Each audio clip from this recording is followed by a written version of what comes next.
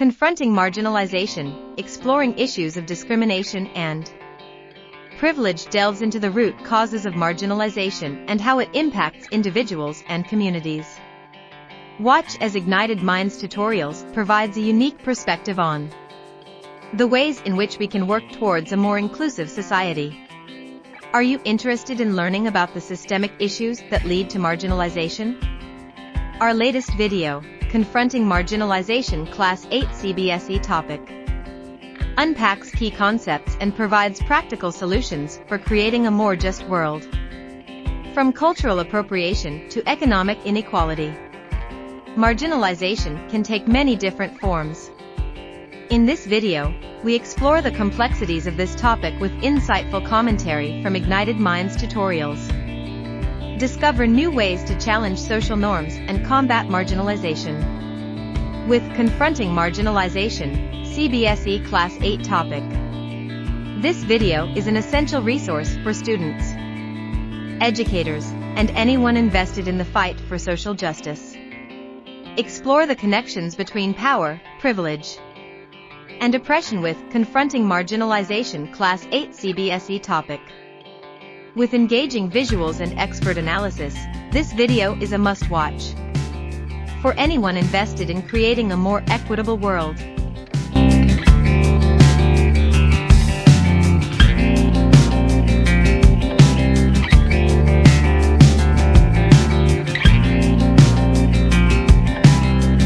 Okay, so people in civics we have this chapter of confronting marginalization. ठीक है, तो marginalisation मतलब क्या होता है, आपका जो सोसाइटी को अलग अलग मार्जिन्स में हम विभाजन करते हैं और इसी मार्जिनाइजेशन के ऊपर भाई साहब उनके ऊपर टॉर्चर होता है, उनके ऊपर शोषण होता है. ठीक है, तो इसको हम कैसे कन्फ्रंट करेंगे, क्योंकि ये है, इसको तो हम डिनाई नहीं कर सकते. हमारे स्पेशली इंडिया की सोसाइटी में भाई साहब कास्ट बेस्ड मार्जिनाइजेशन है. ठीक है, रिलीजन बेस्ड मार्जिनाइजेशन है, तो it exist, we can not deny its existence. So what can we actually do to ensure that it is wiped out of our society? So confronting marginalization. ठीक है, in the previous chapter we read about two different groups and their experiences of inequality and discrimination. तो हमने देखा कि एक तो होता है ट्राइबल ग्रुप में हम डिस्क्रिमिनेट करते हैं, एक तो होता है भाई साहब जो मार्जिनलाइज सेक्शन है उसको डिस्क्रिमिनेट करते हैं. तो इनमें एक्सप्लॉयटेशन भी होता है, there is exploitation of these groups and there is marginalisation as well. ठीक है, they are exploited and they are marginalized as well. Though powerless, such groups have fought, protested and struggled against being excluded or dominated by others. ठीक है, तो ये भाई साहब fight हुआ है, इनका चला है. They have attempted to overcome their situation by adopting a range of strategies in their long history. तो उनके हर एक के हिस्ट्री में उन्होंने बहुत सारे स्टेप्स लिए हैं टू ओवरकम देयर सिचुएशन. ठीक है, religious Solis, armed struggle. Religious Solis मतलब व्हाट इज रिलीजियस सॉलिस, मतलब इनको एक तरफा कर दिया गया हो. रिलीजियस सॉलिस मतलब इनको भाई साहब एक तरफा कर दिया गया हो. Armed struggle. ठीक है, और इसके चलते क्या हुआ है, आर्म्ड स्ट्रगल हुआ है. Self improvement and education. Self improvement, ठीक है, मतलब लोगों ने पढ़ाई की और अपने आप को इम्प्रूव किया, अपने आप को सामाजिक स्तर पे ऊपर लाए. Economic uplift.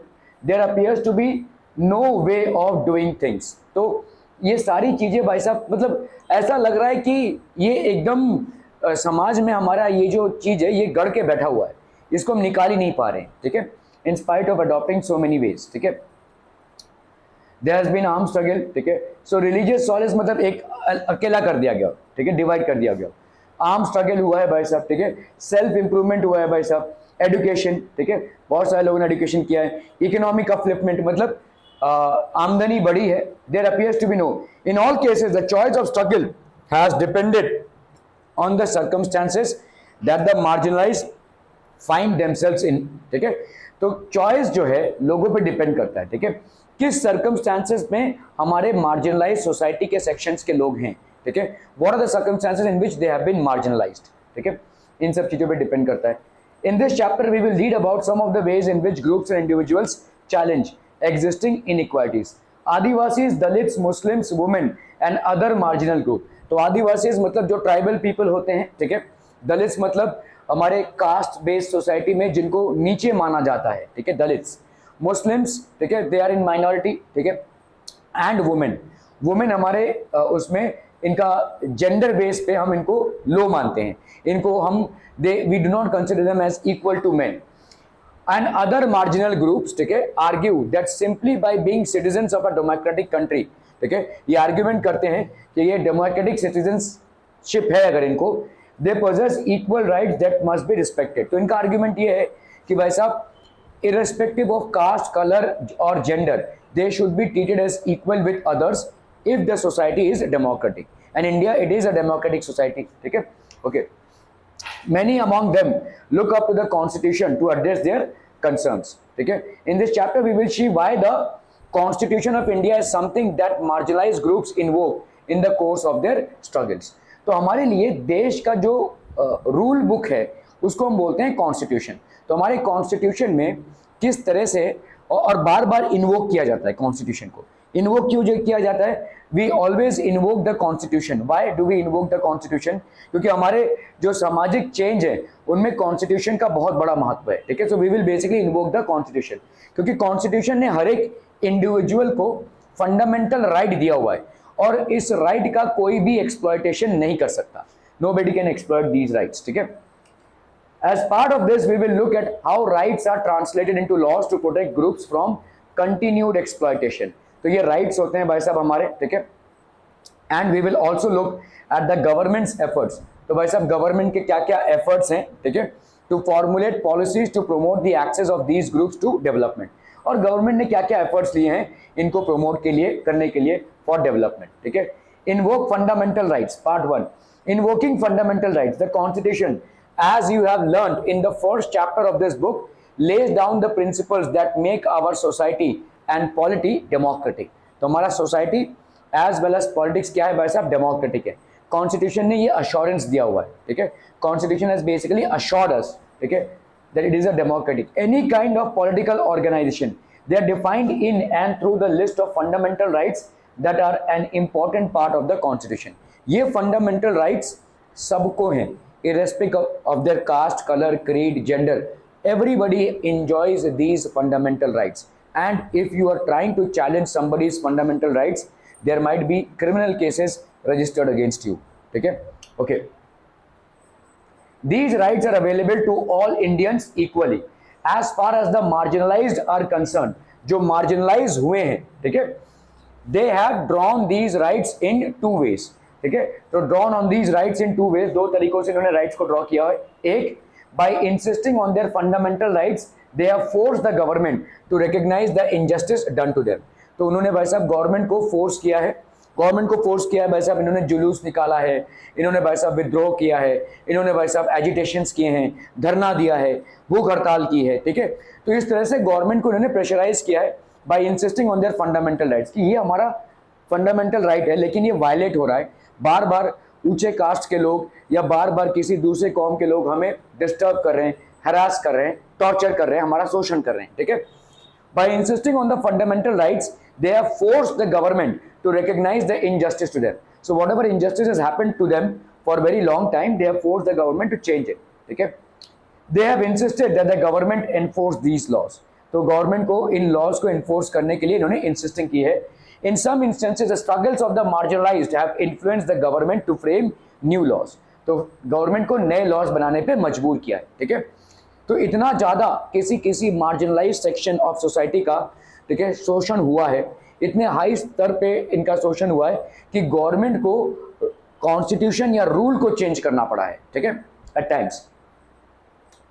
In keeping with the spirit of the fundamental rights, article 17 of the constitution states that untouchability has been abolished. तो अनटचेबिलिटी अबॉलिश्ड है. अभी समझ लो अगर मैं लोअर कास्ट को बिलोंग करता हूँ, लेट्स से, ठीक है, और मैं भाई साहब गया विनय के घर में, या विनय मुझे मिला और इसने क्या बोला, ए तुम मेरे ग्लास से पानी मत पीना, अच्छी, ठीक है, मैं तुमको पानी नहीं दूंगा या मैं तुमको खाना नहीं दूंगा, चलो उधर चलो बेटे, ऐसे अगर वो करता है, ठीक है, या समझ लो वो जा रहा मैं जा रहा हूँ, टच हो गया ऐसे ही, ओहो अभी तो मुझे गंगा नहाना पड़ेगा, अरे बाप रे, अगर विनय ऐसे करने लगा मुझे अभी गंगा नहाना पड़ेगा या प्रायश्चित करना पड़ेगा. इस तरीके का भेदभाव अगर वो मेरे ऊपर एक्सप्रेस करता है, मैं विनय के अगेंस्ट में पुलिस स्टेशन में कंप्लेन लिखा सकता हूँ, बिकॉज ही इज़ हरासिंग मी. समझ में आ रहा है ये, ठीक है. ये आप नहीं कर सकते. अनटचेबिलिटी अभी अबॉलिश हो चुकी है. अनटचेबिलिटी मतलब छुआछूत, ठीक है। जो लोग छुआछूत को पहले मानते थे, अरे छू गया, अरे ये तो लोअर कास्ट का है, मेरा जाति भ्रष्ट हो गया, मेरा धर्म भ्रष्ट हो गया अभी, ठीक है। इस तरह से पहले ज़माने में लोगों को शोषण किया जाता था, ठीक है, टॉर्चर किया जाता था।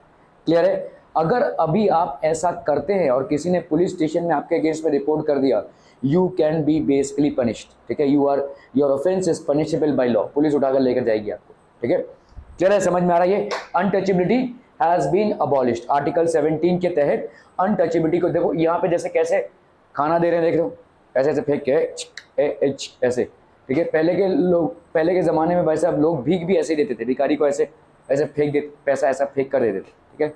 सो this is basically disgracing the person, whether you are helping the person or not, you are disgracing the person because you are considering that if you happen to accidentally touch that person, you will be ruined of your caste, ठीक है, आपका भाई साहब धर्म चला जाएगा। So that is a disgrace, okay. What this means is that no one can henceforth prevent Dalits. Dalits मतलब जिनको समाज ने लोअर कास्ट का माना है, ठीक है, मतलब सामाजिक व्यवस्था में हमारे जिनको लोअर कास्ट का माना जाता है उनको हम बोलते हैं दलित। The term Dalit, which means broken, is used deliberately and actively by groups to highlight the centuries of discrimination they have experienced within the caste system. तो जैसे दलित बोलकर इनको गाली दी जाती है, ठीक है, दलित मतलब तुम नीचे कास्ट के हो, ठीक है। So that has been used for centuries, और बहुत सालों से इनके ऊपर टॉर्चर शोषण हुआ है, ठीक है, इस ग्रुप के ऊपर शोषण हुआ है। फ्रॉम एडुकेटिंग देमसेल्व्स, दलित्स का भाई साहब एडुकेशन के लिए प्रोहिबिशन है। दलित लोग भाई साहब स्कूल में नहीं जा सकते, उनका एडुकेशन नहीं हो सकता, ठीक है। Entering temples, they have been prevented to enter temples using public facilities. Public facilities जैसे लाइब्रेरी वगैरह को यूज करना ये बैन कर दिया गया है, ठीक है, that has been ban. They were not allowed to do these things. इन सब चीजों से उनको बैन लगा दिया गया था। It also means that it is wrong to practise untouchability and this practice will not be tolerated by a democratic government, ठीक है। कोई भी डेमोक्रेटिक गवर्नमेंट इसको देखो, देख रहे हो यहाँ पे वैसे पानी कैसे दिया जा रहा है, ठीक है, ग्लास में भी पानी नहीं देंगे हम इनको, ठीक है। सो इस तरह से पानी दिया जा रहा है। सो अनटचेबिलिटी को भाई साहब बैन कर दिया गया है, अबॉलिश कर दिया गया है। और अगर कहीं पे भी भारत के किसी भी कोने में, किसी भी शहर में, किसी भी गांव में, किसी भी प्रांत में अगर कोई अनटचेबिलिटी प्रैक्टिस कर रहा होगा, that person is punishable by law, ठीक है, क्लियर है, okay. In fact untouchability is a punishable crime now. जैसे मैंने आपको बोला कि अगर किसी ने रिपोर्ट कर दिया कि अनटचेबिलिटी प्रैक्टिस करने की कोशिश कर रहा है, that person can be basically tried before law, that person can be arrested. क्या ये समझ में आ रहा है? Any questions of people? ठीक है, तो हम यहाँ पे देख रहे हैं कि किस तरह से मार्जिनलाइजेशन होना, ये तो हमको समझ में आ रहा है कि भाई साहब कास्ट बेस्ड डिस्टिंक्शंस हैं, जेंडर बेस्ड डिस्टिंक्शंस हैं, ये मार्जिनलाइजेशन हमको समझ में आ रहा है। लेकिन मार्जिनलाइजेशन से हम उभरे कैसे, इसको कन्फ्रंट कैसे करें, इसको चैलेंज कैसे करें, ठीक है। So that is something that we are trying to understand, okay. There are other sections in the constitution that help to strengthen the argument, ठीक है, against untouchability. For example, article 15 of the constitution notes that no citizen of India shall be discriminated against on the basis of religion, race, caste, sex or place of birth, ठीक है। कोई भी भेदभाव नहीं होगा on the basis of religion. मैं हिंदू, तुम मुसलमान, तुम सिख, तुम ईसाई, इसके हिसाब से कोई भी भेदभाव नहीं होगा, ठीक है। रेस रेस होता है, रेस मतलब दौड़ने वाला रेस नहीं, रेस मतलब हाँ नहीं, कलर नहीं बोल सकते। रेस इज बेसिकली प्रजाति जिसको हम बोलते हैं, ठीक है। अलग अलग, जैसे हिंदुइज्म में रेसेस हैं, कोई शैव है, कोई ब्राह्मण है, कोई शूद्र है, कोई आपका क्षत्रिय है, तो दीज आर रेसेस, ठीक है। तो these are races. Tribal race है कोई, ठीक है, कोई आपका आदिवासी रेस है, इस तरीके के रेस का डिस्क्रिमिनेशन, ठीक है। देन कास्ट ऑब्वियसली, ठीक है, तो अलग अलग कास्ट के लोग हैं, ब्राह्मण, वैश्य, शूद्र, हर एक में होता है, ठीक है। सेक्स मतलब हो गया आपका मेल या फीमेल, जेंडर बेस्ड, ठीक है। And place of birth, place of birth मतलब कहाँ पैदाइश हुई है। अरे तुम गांव खेड़े के हो भाई साहब, ऐसा बोलना भी पनिशेबल बाय लॉ है भाई साहब, ठीक है। पता नहीं कौन गांव के हो, पता नहीं किस पिछड़े वर्ग के हो, इस तरह से अगर आप किसी को बोलेंगे और अगर उसने पुलिस में रिपोर्ट लिखा दिया तो आप पनिशेबल बाय लॉ हैं, ठीक है। समझ में आ रहा है? You can not discriminate on these things, ठीक है, इन चीज़ों पे आप डिस्क्रिमिनेट नहीं कर सकते हैं, ठीक है, ओके। तो आपका भाई साहब हो गया रिलीजन, रेस, अलग अलग भाई साहब एथनिक ग्रुप्स हैं, देयर आर एथनिक ग्रुप्स, ठीक है। Then we have basically caste system, Brahmin, Kshatriya, वैश्य, शूद्र, ये आपका 4 वर्णों में हमारा हिंदू सोसाइटी डिवाइडेड था पहले, ठीक है, इंडियन सोसाइटी 4 वर्णों में। तो ज़्यादा करके जो प्रीस्ट होते थे या टीचर्स होते थे, they will use to belong to the higher caste, that is Brahmin caste. Kshatriya कौन होते थे भाई साहब? जो लोग वॉर करते थे, ऑब्वियसली डिफेंड करना कंट्री को जरूरी था, तो kings and warriors belong to the Kshatriya clan. Then Vaishyas, Vaishyas मतलब जो लोग एग्रीकल्चर करते हैं या जो लोग धंधा करते हैं, जो लोग बेसिकली सौदा करते हैं, मर्चेंट्स हो गए, आपके बिजनेसमैन हो गए, तो these are Vaishyas. And these are Shudras, Shudras मतलब लेबरर्स, ठीक है, जो लेबर का काम करते हैं, साफ सफाई का काम करते हैं। तो इस तरह से हमारा caste, male and female is basically sex and place of birth, ठीक है। तो प्लेस ऑफ बर्थ ऑब्वियसली एक किसी भी डिस्टिंक्शन का या डिस्क्रिमिनेशन का कॉज नहीं हो सकता, ठीक है, okay. Invoking fundamental rights. This has been used by Dalits to seek equality where it has been denied to them. तो फंडामेंटल राइट्स को बात करना, फंडामेंटल राइट्स के ऊपर चर्चा करना कि मेरा ये फंडामेंटल राइट है कि मैं इस गांव के कुएं से पानी पीऊं, मेरा ये फंडामेंटल राइट है कि जहां पे ऊंचे कास्ट के लोग जा रहे हैं मैं भी वहां पे जा पाऊं, ठीक है। So these are fundamental rights, and often in our battle to basically get our things done, we invoke the fundamental rights. हम मतलब फंडामेंटल राइट्स जो हमारे कॉन्स्टिट्यूशन ने हमें गारंटी दिया है उसको हम इन्वोक करते हैं, ठीक है, okay. Therefore, Dalits can invoke or draw on a fundamental right in situations wherein they feel that they have been treated badly by some individual or community or even by the government. ऐसा अगर उनको लगता है कि उनका बहुत bad treatment हुआ है किसी इंडिविजुअल या कम्युनिटी से और even by the government, they can invoke fundamental rights. तो ये भाई साहब फंडामेंटल राइट्स को इन्वोक कर सकते हैं, ठीक है, okay. They have drawn the attention of the government of India to the constitution. So they have drawn the attention of the government of India to the constitution, demanding that the government abide by it and do justice to them. The government भाई साहब इसको abide करे and do justice to them, ठीक है, clear है? Likewise, other minority groups have drawn on the fundamental rights sections of our constitution. तो जितने भी आपके minority groups हैं, ठीक है, they have drawn on the fundamental rights of our constitution. तो उन्होंने भी अपने मुद्दे को प्रेस किया है, क्यों? क्योंकि आपके कॉन्स्टिट्यूशन ने उन्हें ये गारंटी दी है, उन्हें ये राइट्स दिया है, ठीक है। So likewise other minority groups have drawn on the fundamental rights of the section of our constitution, ठीक है। They have particularly drawn upon the rights to freedom of religion and cultural and educational rights, ठीक है। तो आपके पास cultural and educational rights. In case of cultural and educational rights, distinct cultural and religious groups like the Muslims and Parsis have the right to be the guardians of the content of their culture as well as the right to make decisions on how best this content could be preserved, ठीक है। कैसे भाई साहब इसको हम preserve कर पाएंगे? Content of their culture मतलब उनका जो कल्चर है उनको ये रिप्रेजेंट करते हैं और ये मतलब कॉन्स्टिट्यूशन के बिना पर इसको प्रिजर्व करने की कोशिश है, ठीक है, क्लियर है, ओके। आज के लिए इतना ही। Thank you so much for your valuable time.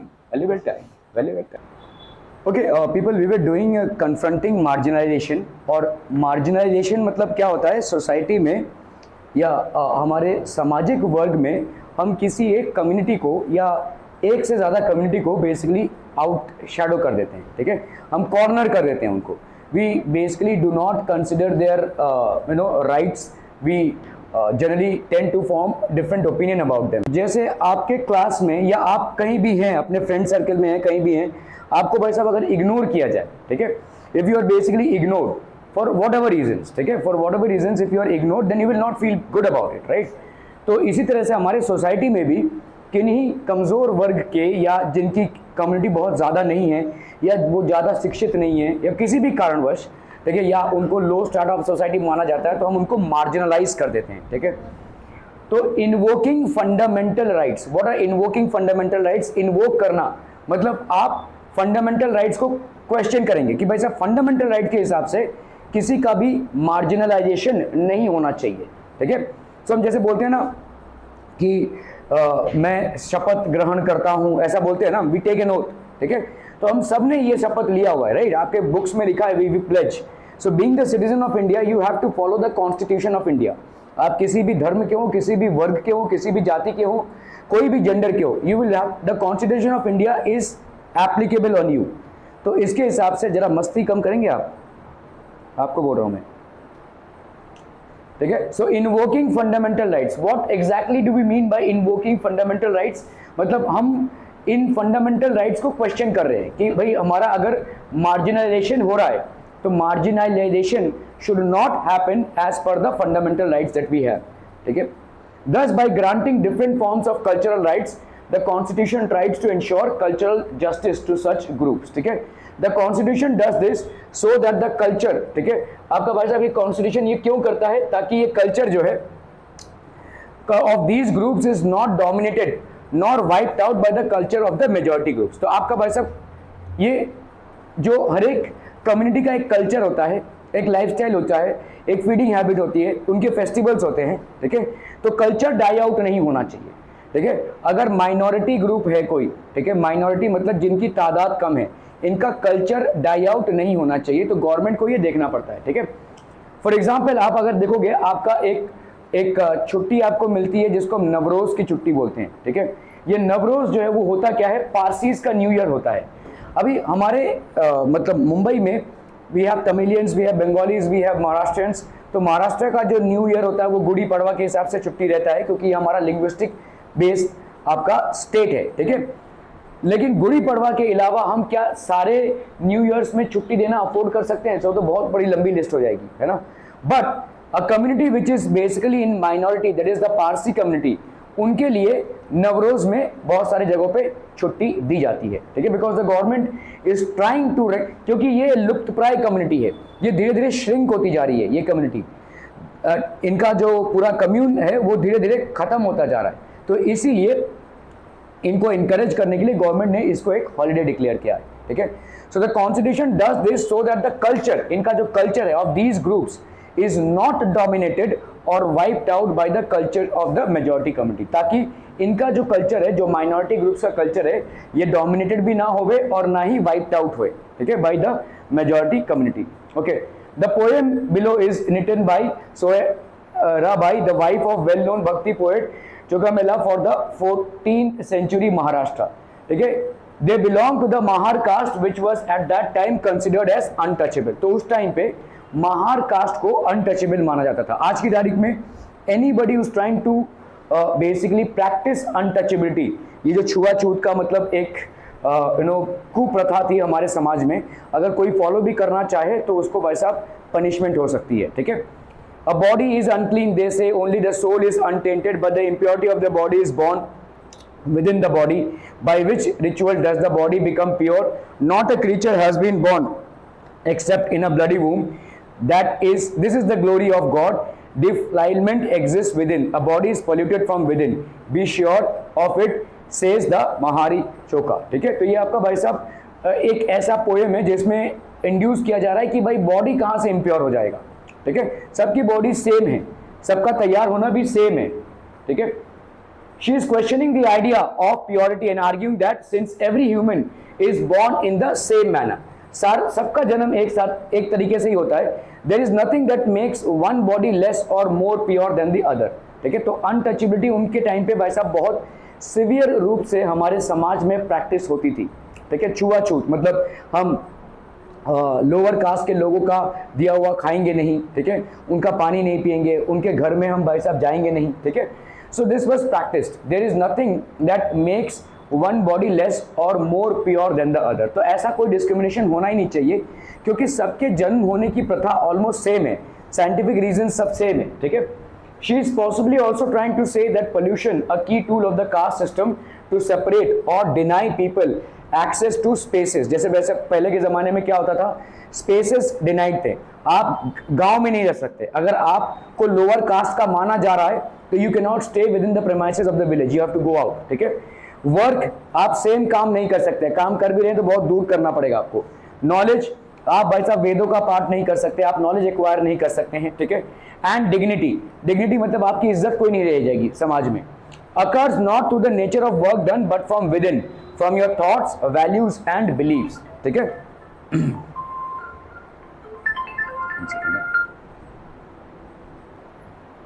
Okay, सो भाई साहब ये सब सोशल मूवमेंट्स हुए थे उस टाइम पे। Okay, laws for marginalised, that is promoting social justice, ठीक है। Laws for the marginalised, as you have read, the government makes laws to protect its citizens तो गवर्नमेंट सारे लॉज जो बनाता है वो किस लिए बनाता है भाई साहब, ताकि अपने सिटीजन्स को प्रोटेक्ट कर सके। ये this is not only way in which it takes action, there are specific laws and policies for the marginalised in our country. तो बहुत सालों से या बहुत सदियों से जिन पर भाई साहब शोषण होता हुआ आया है, ठीक है, मार्जिनलाइज कम्युनिटी, ठीक है, उनके लिए गवर्नमेंट ने कुछ स्पेशल लॉज एंड प्रोविजंस बनाए हैं, ठीक है।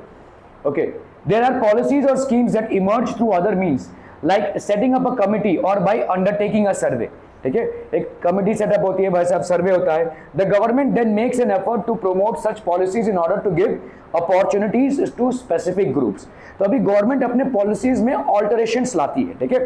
So government basically alters, government यहाँ पे भाई साहब ऑल्टरेशंस लाती है, गवर्नमेंट बेसिकली डज ऑल्टरेशंस, ठीक है, कुछ स्पेसिफिक ग्रुप्स के लिए, ठीक है, सम स्पेसिफिक ग्रुप्स के लिए। The government then makes an effort to promote such policies in order to give opportunities to specific groups. तो ऐसे कुछ ग्रुप्स जिन पे बहुत सालों से कुछ ना कुछ शोषण या उत्पीड़न होता हुआ आया है, गवर्नमेंट इनके लिए कुछ रिजर्वेशंस करती है, ठीक है, to bring them up and bring them up to a level. A part of their effort to implement the constitution, both state and central government create specific schemes for implementation in tribal areas or in areas that have high Dalit population। तो ऐसे भाई साहब areas में जहाँ पे दलित population ज़्यादा है या ट्राइबल एरियाज ज़्यादा है, ट्राइबल लोग ज़्यादा हैं, उनके लिए गवर्नमेंट कुछ स्पेसिफिक स्कीम्स लॉन्च करती है ताकि वो भी ऊपर आए, ठीक है। देखिए जैसे समझ लो अगर भाई साहब यहाँ पे एक क्लास चल रहा है और उसमें जितने भी टॉपर्स हैं वो टॉपर्स हैं, और उसमें कोई भाई साहब एक फेलियर स्टूडेंट को बैठा दिया जाए, तो टीचर तो भाई साहब टॉपर्स को पढ़ा रहे हैं, क्या उस फेलियर स्टूडेंट को समझ में आएगा? समझ लो वो फेल करता हुआ आ रहा है। और आपको मैं बता दूं भाई साहब 8th स्टैंडर्ड में अभी फेल का नियम लागू हो गया है। मैंने उस दिन आपको एक मैसेज किया था। नाउ महाराष्ट्र गवर्नमेंट के अंदर जितने भी स्कूल्स हैं, all schools, it will be applicable to all schools. If the school wants to fail somebody then they can fail it. इसके पहले थोड़ा सा रिस्ट्रिक्शंस था फेलिंग में, लेकिन 8th स्टैंडर्ड में फेल किया जा सकता है। So please be a little more serious about your studies. If you are failing your examinations you might have to repeat the same class, you might have to repeat the same class again I am saying, ठीक है।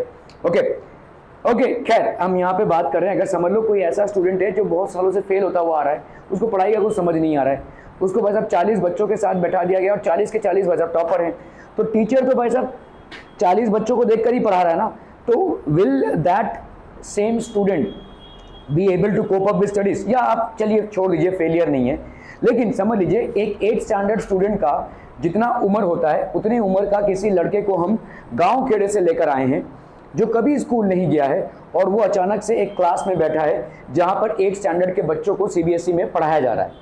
Will that student be able to comprehend और understand anything? No, ठीक है। तो इसीलिए समाज में भी ऐसा ही हमारा, तो बहुत सालों से भाई साहब एक वर्ग को हमने शोषण किया है, उनका उनका भाई साहब बौद्धिक विकास नहीं हुआ है, एजुकेशन नहीं मिला है उनको, जो प्रिविलेजेस मिलते हैं, कॉमन एमिनिटीज़ मिलते हैं, ये सब कुछ भी नहीं मिला है।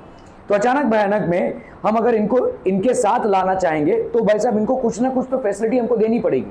If we have to bring a person from a village and put him in a let's say a convent, और बेसिकली 8th स्टैंडर्ड में आप CBSE में डाल रहे हैं उसको, तो उसको आपको थोड़ा बहुत बैकअप तो देना पड़ेगा ना, उसको आपको थोड़ा बहुत एडुकेट तो करना पड़ेगा, तभी तो जाकर वो लेवल पे आ पाएगा।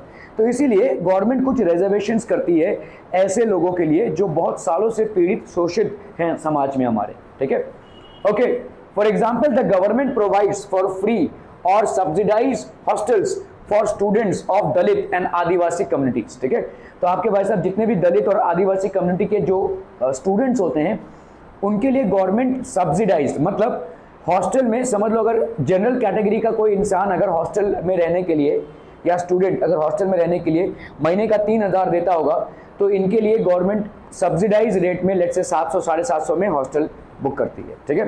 तो द गवर्नमेंट प्रोवाइड्स फ्री और subsidise hostels for Dalit and Adivasi communities so that they can avail of education facilities that may not be available in their localities। तो ज़्यादा करके दलित कम्युनिटी से या आदिवासी कम्युनिटी से जो भी स्टूडेंट्स आ रहे हैं उनके खुद के कम्युनिटी में या उनके खुद के एरिया में कोई अच्छे स्कूल्स या टीचर्स नहीं हैं जिनकी वजह से उनका एजुकेशन ठप हो गया है, ठीक है। तो in order to relocate them to urban areas they would need hostel facilities और ऑब्वियसली उनके पास भाई साहब उतना पैसा भी नहीं है कि हॉस्टल फैसिलिटीज़ को अवेल कर पाए, तो हॉस्टल फैसिलिटीज़ का भरपूर फायदा उठा पाए, इसीलिए इनको भाई साहब सब्सिडाइज रेट में ये दिया जाता है, ठीक है, it is been given in subsidise rate. In addition to providing certain facilities the government also operates through laws, ठीक है, through laws to ensure that concrete steps are taken to end inequity in the system। तो आपके system में भाई साहब iniquity हो, मतलब iniquity क्या मतलब इनइक्वालिटी, ये खत्म हो, ठीक है।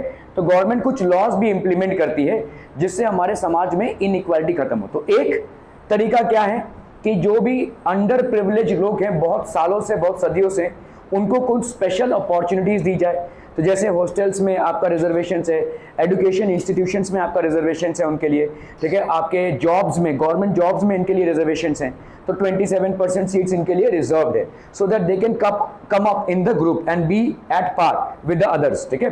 ये एक हो गया। दूसरा तरीका क्या है कि अभी तक जिस तरह से इनके ऊपर शोषण होता आ रहा था वो हम नहीं होने देंगे, ठीक है। Government will not tolerate any kind of atrocities that used to happen to them in the past। समझ लो अनटचेबिलिटी, कोई जबरदस्ती का प्रैक्टिस करने जा रहा है या भाई साहब उसको बोल रहा है कि तुम गांव के बाहर चले जाओ, ये सब तरीके की चीजों को गवर्नमेंट अभी टॉलरेट नहीं करेगी, ठीक है। Okay, inequity in the system, one such law policy is the reservation policy that today is both significant, ठीक है, एंड हाईली कंटेंशियस, ठीक है। तो SC, schedule caste, schedule tribe and other backward class के लिए गवर्नमेंट ने jobs में और गवर्नमेंट ने भाई साहब इंस्टीट्यूट्स में, आपके जो पढ़ाई लिखाई के कॉलेजेस हैं, ठीक है, इन सब जगहों पे गवर्नमेंट ने रिजर्वेशंस किए हुए हैं। 27% of the seats are reserve for people belonging to these communities, ठीक है। डिबेटेबल है, देखो कुछ लोगों का मानना है कि तो गलत है, ठीक है, ये तो गलत है भाई साहब, लेकिन गलत कैसे, अगर हम इसको क्वेश्चन करें, कुछ लोग बोलेंगे भाई साहब जो लोग मेरिट पे ऊपर आना चाहते हैं उनका सीट तो ये 27% लेके जा रहे हैं, ठीक है, तो ये तो गलत है ना। लेकिन अगर आप दूसरी तरफ देखेंगे तो सालों से ये लोग भी पीड़ित हैं, ठीक है, सालों से इनको ऊपर नहीं आने दिया गया है। For years they have been tortured and for years they have not been given an equal status in the society. So in order to bring them up we have to make certain provisions for certain amount of time, ठीक है। सो ये debatable है, मतलब बहुत सारे लोगों की मतभेद है इस चीज पे, ठीक है। कुछ लोगों का मानना है कि ये सही नहीं है, ठीक है, मेरिट बेसिस पे, अपने टैलेंट के बेसिस पे। देखो हम होते क्या हैं, हम होते क्या हैं, what do we become, we become that which our circumstance provides us. हमारा सर्कमस्टेंस जो हमको प्रोवाइड करता है हम वही तो होते हैं, हमारा रिजल्ट कहाँ से आता है, ठीक है। व्हाट डू वी बिकम, कोई एजुकेटेड पर्सन बन रहा है, कोई भाई साहब बिजनेसमैन बन रहा है, कोई कारपेंटर बन रहा है, कोई भाई साहब ब्लैकस्मिथ बन रहा है, जो भी है, all these professions that you see, how are people basically getting adapted to these professions? Because they have been brought up in a particular circumstance। हम सब के निर्माण का एक ही प्रोसेस है, हमारा सर्कमस्टेंस। अगर हमारे सर्कमस्टेंस को ही हमने चेंज नहीं किया तो लोगों में चेंजेस आएंगे ही नहीं। तो ये जो SC, ST और OBC के लोग हैं जिन पे इतने सालों से अत्याचार हुआ है, तो until and unless we provide them ample opportunities, there is going to be no change in their lives, ठीक है। They are going to be tortured in the same way, they are going to be they are going to be bullied in the same way, ठीक है। तो इसके लिए ये करना पड़ा है। The laws which reserve seats in education and government employment for Dalits and Adivasis are based on an important argument। तो इनका एक important argument क्या है भाई साहब, एजुकेशन इंस्टीट्यूट्स, मतलब जो आपके प्रीमियर इंस्टीट्यूट्स हैं उनमें इनके लिए अलग से सीट्स रिजर्व्ड है 27%। और भाई साहब गवर्नमेंट जॉब्स में, ठीक है, प्राइवेट जॉब्स में नहीं लेकिन गवर्नमेंट जॉब्स में, that in a society like ours where for centuries sections of the population have been denied opportunities. तो बहुत सालों से, मतलब 100 से ज्यादा सालों से, ठीक है, बहुत सालों से इनको अपॉर्चुनिटीज डिनाइड हुई हैं, जिनके वजह से भाई साहब इनमें ये सामाजिक रूप से बहुत ज्यादा प्रताड़ित हैं, ठीक है। इसीलिए कुछ स्पेशल प्रोविजंस बनाने पड़े। have been denied opportunities to learn and to work in order to develop new skills or vocations, a democratic government needs to step up in and assist these sections, ठीक है। तो हमारा democratic government जो होगा that has to come up and assist these sections of people who have been denied opportunities for a very very long time, ठीक है। और इसीलिए ये provisions हैं, ठीक है। How does reservation policy work? तो reservation policy भाई साहब काम कैसे करता है, laws for marginalized, ठीक है। Governments across India have their own list of scheduled caste or Dalits or scheduled tribes। तो पूरे इंडिया में एक लिस्ट है, ठीक है, उसमें सरनेम के हिसाब से आप बेसिकली कैटेगराइज करते हैं शेड्यूल कास्ट और शेड्यूल ट्राइब्स को, ठीक है। तो अगर किसी का सरनेम इसमें मैच होता है अलग अलग तरीकों से, तो वो उस शेड्यूल कास्ट या शेड्यूल ट्राइब के लिस्ट में आता है, और स्टेट गवर्नमेंट एक सर्टिफिकेट उसको देती है for being a member of schedule caste and schedule tribes, ठीक है। So government across India have their own list of schedule caste और दलित्स एंड शेड्यूल ट्राइब्स, ठीक है, and backward and most backward caste, ठीक है। The central government too has its list, central government के पास भी भाई साहब लिस्ट है। Students applying to educational institutions and those applying for posts in the government are expected to furnish proof of their caste or tribe status in the form of caste and tribe certificates। तो ऐसे caste और tribe के certificates होते हैं, scheduled caste और scheduled tribe या other backward classes के, जो state government आपको issue करता है, ठीक है। और जब आप किसी कॉलेज में अप्लाई कर रहे हैं, हायर स्टडीज के लिए अप्लाई कर रहे हैं, या गवर्नमेंट जॉब्स के लिए अप्लाई कर रहे हैं, तो ये आपको कास्ट सर्टिफिकेट्स जमा करने पड़ते हैं, क्योंकि इन कास्ट सर्टिफिकेट्स के बिना पर आप उन बेनिफिट्स को क्लेम कर सकते हैं, सीट रिलेटेड उस कोटा को क्लेम कर सकते हैं आप, ठीक है। Okay, many government and education institutions also ask for candidates to mention their caste and tribe status. In a particular Dalit caste or a certain tribe is on the government list, then a candidate from that caste or tribe can avail the benefits of the reservation. तो एक समझ लो कोई area है, let's say Maharashtra है, तो महाराष्ट्र में किसी cast और ट्राइब को हमने रिकॉग्नाइज किया है, ठीक है। These caste and tribes are considered to be either scheduled caste और शेड्यूल्ड ट्राइब्स और ओबीसी, ठीक है। तो अगर हम इन तीनों में से किसी एक कास्ट में आते हैं तो हम इसका बेनिफिट ले सकते हैं, ठीक है। दैट इज बेसिकली, तो अलग अलग स्टेट्स में अलग अलग कम्युनिटीज को schedule caste schedule tribes recognise किया गया है, ठीक है। Okay, for admissions to colleges specially to institutes of professional education such as medical colleges, governments define a set of cut off marks. तो कट ऑफ मार्क होता है, ठीक है। जैसे समझ लो अभी आप जगह 10th देंगे तो 10th के बाद 11th में जब एडमिशन लेंगे तो आपके कॉलेजेस में प्लस अलग अलग कॉलेजेस में कट ऑफ मार्क्स होगा, ठीक है। तो कट ऑफ मार्क्स होता है, जैसे समझ लो 80% हो गया आपका कट ऑफ मार्क, 90% हो गया आपका कट ऑफ मार्क, तो ये एक जनरल कैटेगरी के लिए होती है, ठीक है। लेकिन शेड्यूल कास्ट या शेड्यूल ट्राइब या ओबीसी के लिए इससे कम होगा। सो लेट्स से 80% पे अगर मैं जनरल कैटेगरी का हूँगा तो मेरे को 80% अगर आया तो मेरे को कॉलेज में चांस मिल सकता है, अगर मेरा 79 आया तो नहीं मिलेगा। लेकिन वही चीज अगर हम ओबीसी का देखें या शेड्यूल कास्ट का देखें या शेड्यूल ट्राइब का देखें तो शायद 80% ना होकर वो 60% हो, ठीक है। So which means that if a person from schedule caste has achieved 61%, ठीक है, he will get a chance in the college, ठीक है। I getting 61% from general category, I will not get a chance in the college. क्या है, समझ में आ रहा है ये? तो इस तरह से आप रिजर्वेशंस करते हैं। These are reservations which are done. This means that not all Dalit and tribal candidates can qualify for admission, but only those who have done reasonably well. ऐसा भी नहीं है कि भाई साहब एकदम 0% कर दे, तो there is a cut off marks होता है, ठीक है। जनरल कैटेगरी के लिए कट ऑफ मार्क होता है और SC, ST एंड OBC के लिए भी एक कट ऑफ मार्क होता है, ठीक है। सो उनमें से भी कंपटीशन है, उनमें भी जो compete करके ऊपर आएगा उनको ही चांस मिल पाएगा and secure marks above the cut off point, ठीक है। Government also offer special scholarships for these students.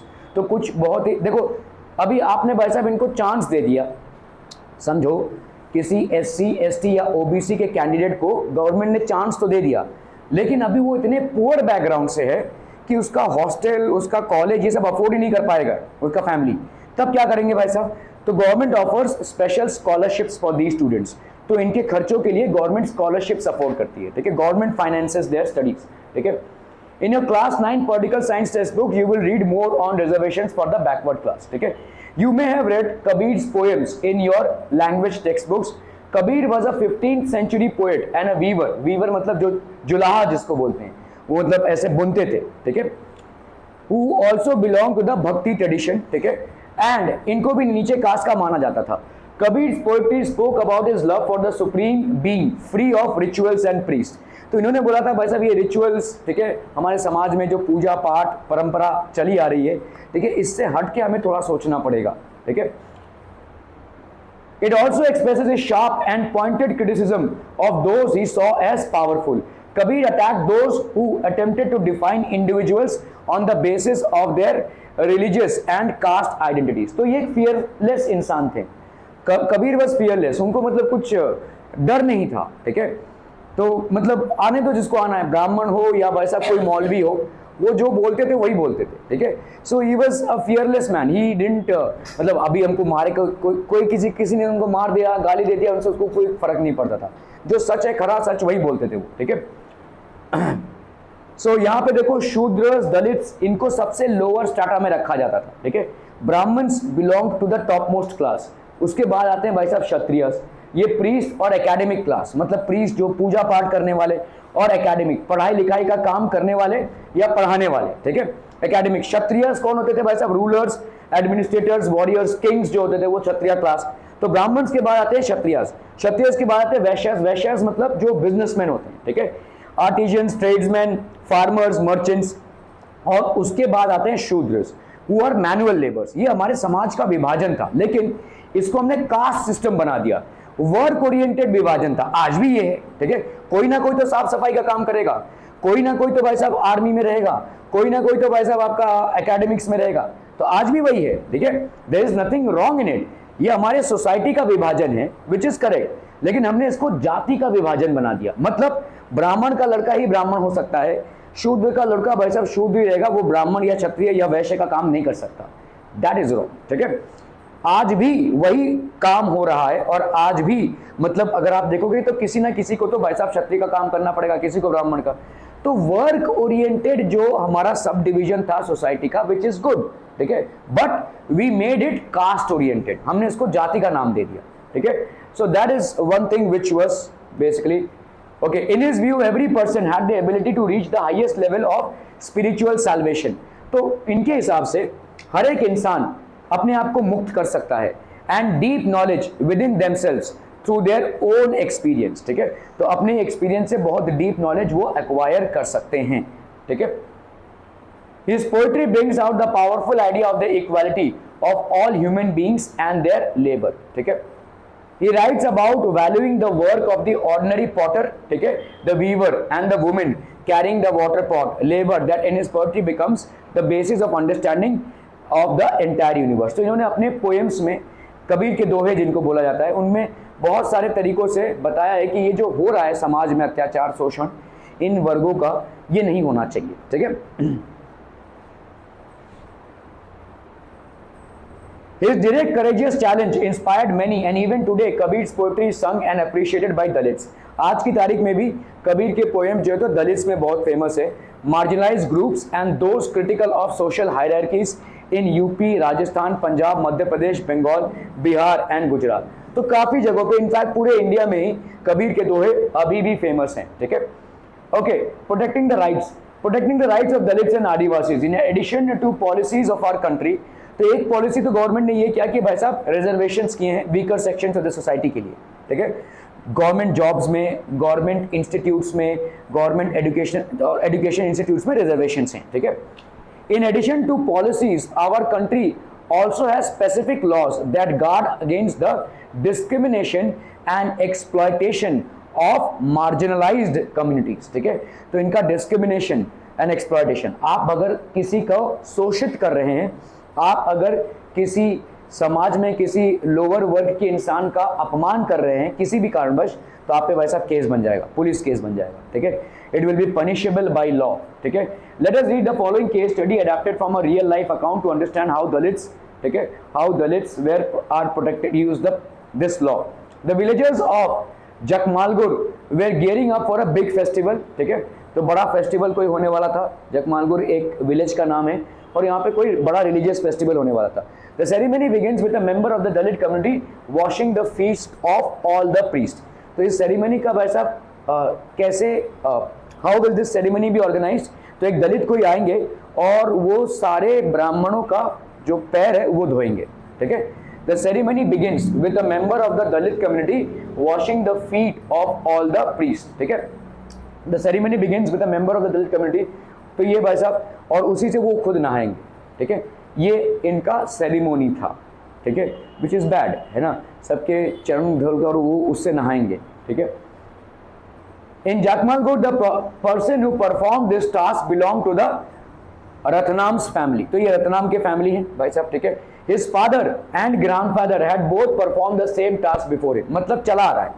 ये शूद्र हैं तो इनका लड़का भी शूद्र, इनका लड़का भी शूद्र, इनका लड़का भी शूद्र, ये कस्टम चला ही आ रहा है. There's a religious custom that every time this festival is performed, his family, somebody from his family would actually wash the feet of all the priests and will bath in that water. ठीक है, ये चला आ रहा है परंपरा.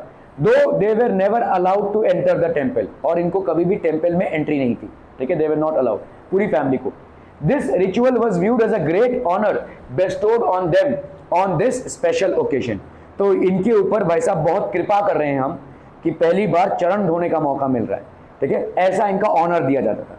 अरे आपके ऊपर बहुत कृपा हुई है कि सारे ब्राह्मण आज आए हैं और आपको इनके चरण धोने का मौका मिल रहा है. उस चरण धोने हुए पानी से आपको इनको नहाने का आपको मौका मिल रहा है. ऐसा ग्लोरीफाई किया जाता था. ठीक है, now it was Ratnam's turn. Ratnam was all of 20 years studying engineering in a nearby college. ये एक शिक्षित इंसान थे. ठीक है, रत्नाम के दादा परदादा ये काम करते आए थे, लेकिन रत्नम एक शिक्षित इंसान था और वो इंजीनियरिंग पढ़ रहा था एक नियर बाई कॉलेज में. ठीक है, so now it was Ratnam, he refuse to perform the ritual. उसने बोला क्यों, मैं कैसा क्यों करूं. ठीक है, ऑब्वियसली बात है, क्यों करें. ठीक है, he refuse to perform this. He said that he had no faith in this practice. ठीक है, and his family members were forced to perform this ritual because they were Dalits. तो just because we are Dalit we have to perform this ritual. Ritual मतलब एक custom. ठीक है, I will not do this because I am an engineer. I have learned. I am educated. Why should I be doing this? ठीक है. Ratnam's refusal angered both the powerful caste in the village and some families from his own community. तो ये जो रत्नम का reaction था, इससे लोग भड़क गए. ठीक है, उनके खुद के कम्युनिटी के लोग ही भड़क गए. रत्नाम के जो कम्युनिटी के लोग थे वो भी भड़क गए और प्लस जो हायर कास्ट के लोग थे गांव में वो भी भड़क गए. Both were angry. ठीक है, okay. The powerful caste were shocked that such a young boy had the guts to refuse. They believed that it was Ratnam's education which allowed him to imagine that he could start comparing himself with them. तो ये लोग सब बोलने लगे कि भाई साहब क्योंकि ये शिक्षित है इसीलिए इसको बहुत ज़्यादा भाई साहब अकड़ हो गई है. ठीक है, ऐसा बोल रहे हैं. ठीक है, however his logic was all fine. ठीक है. So now what happened? Those from Ratnam's own caste were fearful and angering the powerful. ठीक है, many worked on their fields and daily wage laborers. तो ये सब जाकर भाई साहब उनको बोलने लगे पावरफुल लोगों को कि ये देखो ये हम नहीं मना कर रहे हैं, यही मना कर रहा है. ठीक है, ये भाई साहब हाथ जोड़ने लगे. If the dominant caste decided to not call them, तो अभी ये सोचने लगे कि भाई साहब जो डोमिनेंट लोग हैं, समाज के जो पावरफुल लोग हैं, वो अगर इनको काम के लिए नहीं बुलाते हैं तो उनका घर कैसे चलेगा. और रत्नम एक ऐसा ही काम कर रहा है कि ये भड़क जाएंगे तो हमको काम पे नहीं बुलाएंगे, हमको काम पे नहीं बुलाएंगे तो हमारा घर कैसे चलेगा. तो इन लोगों ने सब अपने घुटने टेक दिए भाई साहब. ठीक है, okay. If the dominant caste decided not to call them then what would they earn. इनका भाई साहब क्या अर्निंग होगा. ठीक है, हाउ वुड दे सर्वाइव, ये सर्वाइव कैसे करेंगे. They also declared that the wrath of the local deity would strike them if they refuse to give it. तो इन्होंने भाई साहब बोला कि ऐसा है कि हमारा जो हम जिसको भगवान मानते हैं लोकल डाइटी, वो भाई साहब भड़क जाएंगे हमारे ऊपर, भगवान भी रुष्ट हो जाएंगे हमारे ऊपर अगर हम ऐसा ना करें तो. Ratnam argued that given that not a single Dalit had ever entered the temple, how could the deity be angry with them? हमारे में से, हमारे कम्युनिटी में से, दलित कम्युनिटी में से किसी को आज तक टेम्पल में एंट्री नहीं मिला है, तो भगवान क्यों ही हमारे ऊपर भड़क जाएंगे, है ना, जब एंट्री नहीं मिली है हमको. ठीक है, The powerful caste decided to teach Ratnam a lesson. ठीक है, his community was ordered to ostracize him and his family, and everyone was told that no one should speak or do any work for them or with them. Ostracize मतलब क्या होता है, अलग कर देना. ठीक है, इनसे कोई लेना देना नहीं रखेगा पूरे गांव में, ना इनसे भाई साहब कोई चीज़ खरीदेगा, ना इनको कोई चीज़ बेचेगा. हुक्का पानी बंद बोलते हैं इसको हम. ठीक है, गांव में हुक्का पानी बंद करा देंगे ऐसा. ठीक है, तो हायर कास्ट के लोगों ने बोला कि रत्नम की पूरी फैमिली को आइसोलेट कर देते हैं. ठीक है, okay. One night some man entered their part of the village and set his hut on fire. पूरे हट को he managed to escape with his mother. ठीक है, Ratnam then went to file a case in the local police station under the scheduled caste and scheduled tribes prevention of atrocities act 1989. तो ये वाला act आया था कि scheduled caste और scheduled tribe के अगेंस्ट में अगर हम कोई इलीगल काम कर रहे हैं तो उसमें हम पुलिस केस कर सकते हैं, लोगों को अरेस्ट करवा सकते हैं. तो भाई साहब ये पुलिस स्टेशन गए. ठीक है, other Dalit family still did not come out in his support as they were scared that a similar fate might await them if they spoke out. सबको मालूम था क्या हुआ है, किसने आग लगाई है, लेकिन दूसरे लोग भाई साहब सामने नहीं आ रहे हैं. सबको भाई साहब यही डर है कि हमारे साथ भी यही हो सकता है जो रत्नम के साथ हुआ है, ठीक है, रत्नम की फैमिली के साथ हुआ है. So nobody was actually supporting them. The case was picked up by the local media that led to many journalists visiting the village.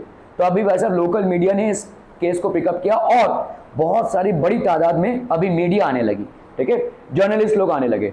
Ratnam was written about as a symbol of Dalit action. The ritual was called off, but his family was forced to move out as they continued to be ostracized by the powerful caste in the village. तो भाई साहब the ritual was called off, ये ritual तो बंद हो गया, ये प्रथा बंद हो गई, लेकिन रत्नम को अपने फैमिली के साथ भाई साहब उस गांव को छोड़ के जाना पड़ा, ठीक है. Protecting the rights of Dalits and Adivasis, scheduled caste and scheduled tribes prevention of atrocities act. Atrocity मतलब होती है जुल्म करना, ठीक है. 1989 Ratnam sought the support of law, filing his complaint under the above act to protest against the domination and violence of the powerful caste in his village. तो इन्होंने भाई साहब लॉ को फॉलो करते हुए बाकायदा पुलिस स्टेशन में report लिखवाया इनके अगेंस्ट, जो पावरफुल कास्ट थे उनके अगेंस्ट, ठीक है.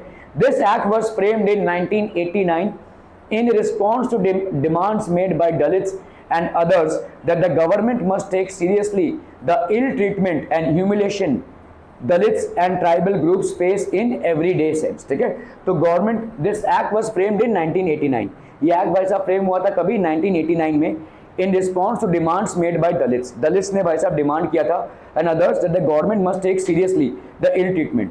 तो कंटिन्यूस दलित्स पे इल ट्रीटमेंट के अगेंस्ट में ये एक्ट पास हुआ था. Humiliation Dalits and tribal groups faced in everyday scene. While such treatment had persisted for a long time, it had acquired a violent character in the late 1970s and 80s. तो बहुत सालों से ये चला आ रहा था, लेकिन 1970s और 80s में ये बहुत ज़्यादा भड़क गया, ठीक है. This basically, during this period, in parts of southern India, a number of assertive Dalits groups came into being and asserted their rights. तो बहुत सारे सदर्न इंडिया में बहुत सारे जो शिक्षित वर्ग के लोग थे और जो दलित ग्रुप्स के थे वो साथ आए और इसके अगेंस्ट में बहुत मैसिव प्रोटेस्ट करने लगे, ठीक है. They refuse to perform their so called caste duties and insisted on being treated equally. साफ सफाई का काम करना और ऐसे सारे काम just because they belong to Dalit caste, they refuse to do it, ठीक है. और ये भाई साहब इंसिस्ट करने लगे कि सब लोग इक्वल होना चाहिए, ठीक है. Like Ratnam, they refused to follow practices located in the humiliation and exploitation of Dalits. This resulted in the more powerful caste unleashing violence against them. तो जो more powerful caste था भाई साहब वो violence करने लगा उनके against, ठीक है. In order to indicate to the government that untouchability was still being practiced and in the most hideous manner, ठीक है. तो untouchability अभी भी भाई साहब practice हो रही है most hideous manner. Dalit groups demanded that new laws, ठीक है, new laws that would list the various sorts of violence against the Dalits, ठीक है, those Dalits and prescribe stringent punishment for those who indulge in them. और इन्होंने भाई साहब demand किया कि जो भी दलित्स के अगेंस्ट में अत्याचार कर रहा है, उनके ऊपर शोषण कर रहा है, उनके अगेंस्ट में सख्त कार्रवाई की जाए, ठीक है, stringent action. Likewise through out the 1970s and 1980s, Adivasi people successfully organized themselves and demanded equal rights and for their land and resources to be returned to them. तो भाई साहब इक्वल राइट्स डिमांड किया और उनके land और resources उनको वापस मिलने चाहिए, ठीक है. They too had to face the anger of powerful social groups and were subjected to a great deal of violence. Again उनके ऊपर बहुत सारा वायलेंस हुआ, पावरफुल ग्रुप्स भाई साहब उनके ऊपर इमर्ज हुए, ठीक है. This is why this act contains a very long list of crimes. और इस एक्ट में बहुत सारे क्राइम्स की लिस्टिंग हुई है. उस टाइम पे जितने भी क्राइम्स हुए हैं या उसके पहले भी जितने क्राइम्स हुए हैं दलित्स पे या आदिवासीज पे, उन सारे क्राइम्स की लिस्टिंग है. Very long list of crimes, some of which are too horrible even to contemplate. उनके बारे में चर्चा करना भी, कुछ क्राइम्स बहुत सीवियर थे, उनके बारे में चर्चा करना भी मतलब दिल दहलाने वाला किस्सा होगा, ठीक है. The act does not only describe terrible crimes but also lets people know that dreadful deeds human beings are capable of. किसी के मुंह पे एसिड फेंक दिया गया है, जला दिया गया है जिंदा, किसी के बाल काट दिए गए हैं, ठीक है, किसी लेडी के, और ऐसे भाई साहब भिकमंगा बना दिया गया है किसी को. तो ऐसे बहुत सारे अट्रॉसिटीज इन क्लासेस पे हुए हैं. In this sense, laws such as these seek to both punish as well as influence the way we think and act. ठीक है? The act distinguishes several levels of crimes. Firstly, it lists modes of humiliation that are both physically horrific and morally reprehensible and seeks to punish those who force a member of a scheduled caste or a scheduled tribe to drink or eat any inedible or obnoxious substance. ठीक है? तो scheduled caste और scheduled tribes के लोगों को ज़्यादा करके फालतू खाना दिया जाता था, अरे ये सड़ा हुआ खाना इनको दे दो, ठीक है? इस तरीके के obnoxious substances को उनको देना या inedible substances को उनको देना, ठीक है? That was considered a crime. Forcibly removes clothes from the person of a member of scheduled caste or a scheduled tribe or parades him or her naked with painted face or body or commits any similar act which is derogatory to human dignity. ठीक है? तो ऐसा बहुत बार किया गया है कि दलित community के लोगों को उनके कपड़े उतार कर उनको भाई साहब ऐसे रास्ते में चलाया गया है, ठीक है? दैट इज वेरी ह्यूमिलेटिंग, ठीक है? इस तरह के एक्ट अगर कोई करता है तो उसको पनिशेबल बाय लॉ है, that person is punishable by law. Secondly, it lists actions that disposes Dalits and Adivasis of their meager resources or which force them into performing slave labor. ऐसा कोई भी चीज़ जहाँ पे उनको slave बना दिया जाए, slave मतलब नौकर की तरह बना दिया जाए, ठीक है? So इस तरह के लेबर की एक्टिविटी सिर्फ वही काम करेंगे. Thus the act sets out to punish anyone, ठीक है, who wrongfully occupies or cultivates any land owned by or allotted to a member of a scheduled caste or a scheduled tribe or gets the land allotted to him or transferred. झोल से भाई साहब land अपने नाम पे कर लिया है, किसी दलित के नाम पे वो लैंड था लेकिन क्योंकि उसको पढ़ना लिखना नहीं आता है तो झोल झाल करके उसका लैंड छीन लिया और उस पर भाई साहब अभी खेती बाड़ी कर रहे हैं. इस तरीके की हरकत भी अगर आपने की तो पनिशेबल बाई लॉ है, ठीक है? At another level, the act recognizes the crimes against Dalit and tribal women are of a specific kind and therefore seeks to penalize anyone who assaults or uses force or any woman belonging to a scheduled caste or a scheduled tribe with intent to dishonor her. किसी भी scheduled tribe या scheduled caste के women tribe को अगर आप insult करने की कोशिश करेंगे, this act basically confers it is punishable by law, ठीक है? Pandit look in your heart for knowledge, tell me where untouchability came from. ये कबीर संत कबीर का भाई साहब एक दोहा है जिसका इंग्लिश रूपांतरण हुआ है, ठीक है? Since you believe in it, mix red juice, white juice and air. A body bakes in a body. ठीक है? We eat by touching, we wash by touching. From a touch, the world was born.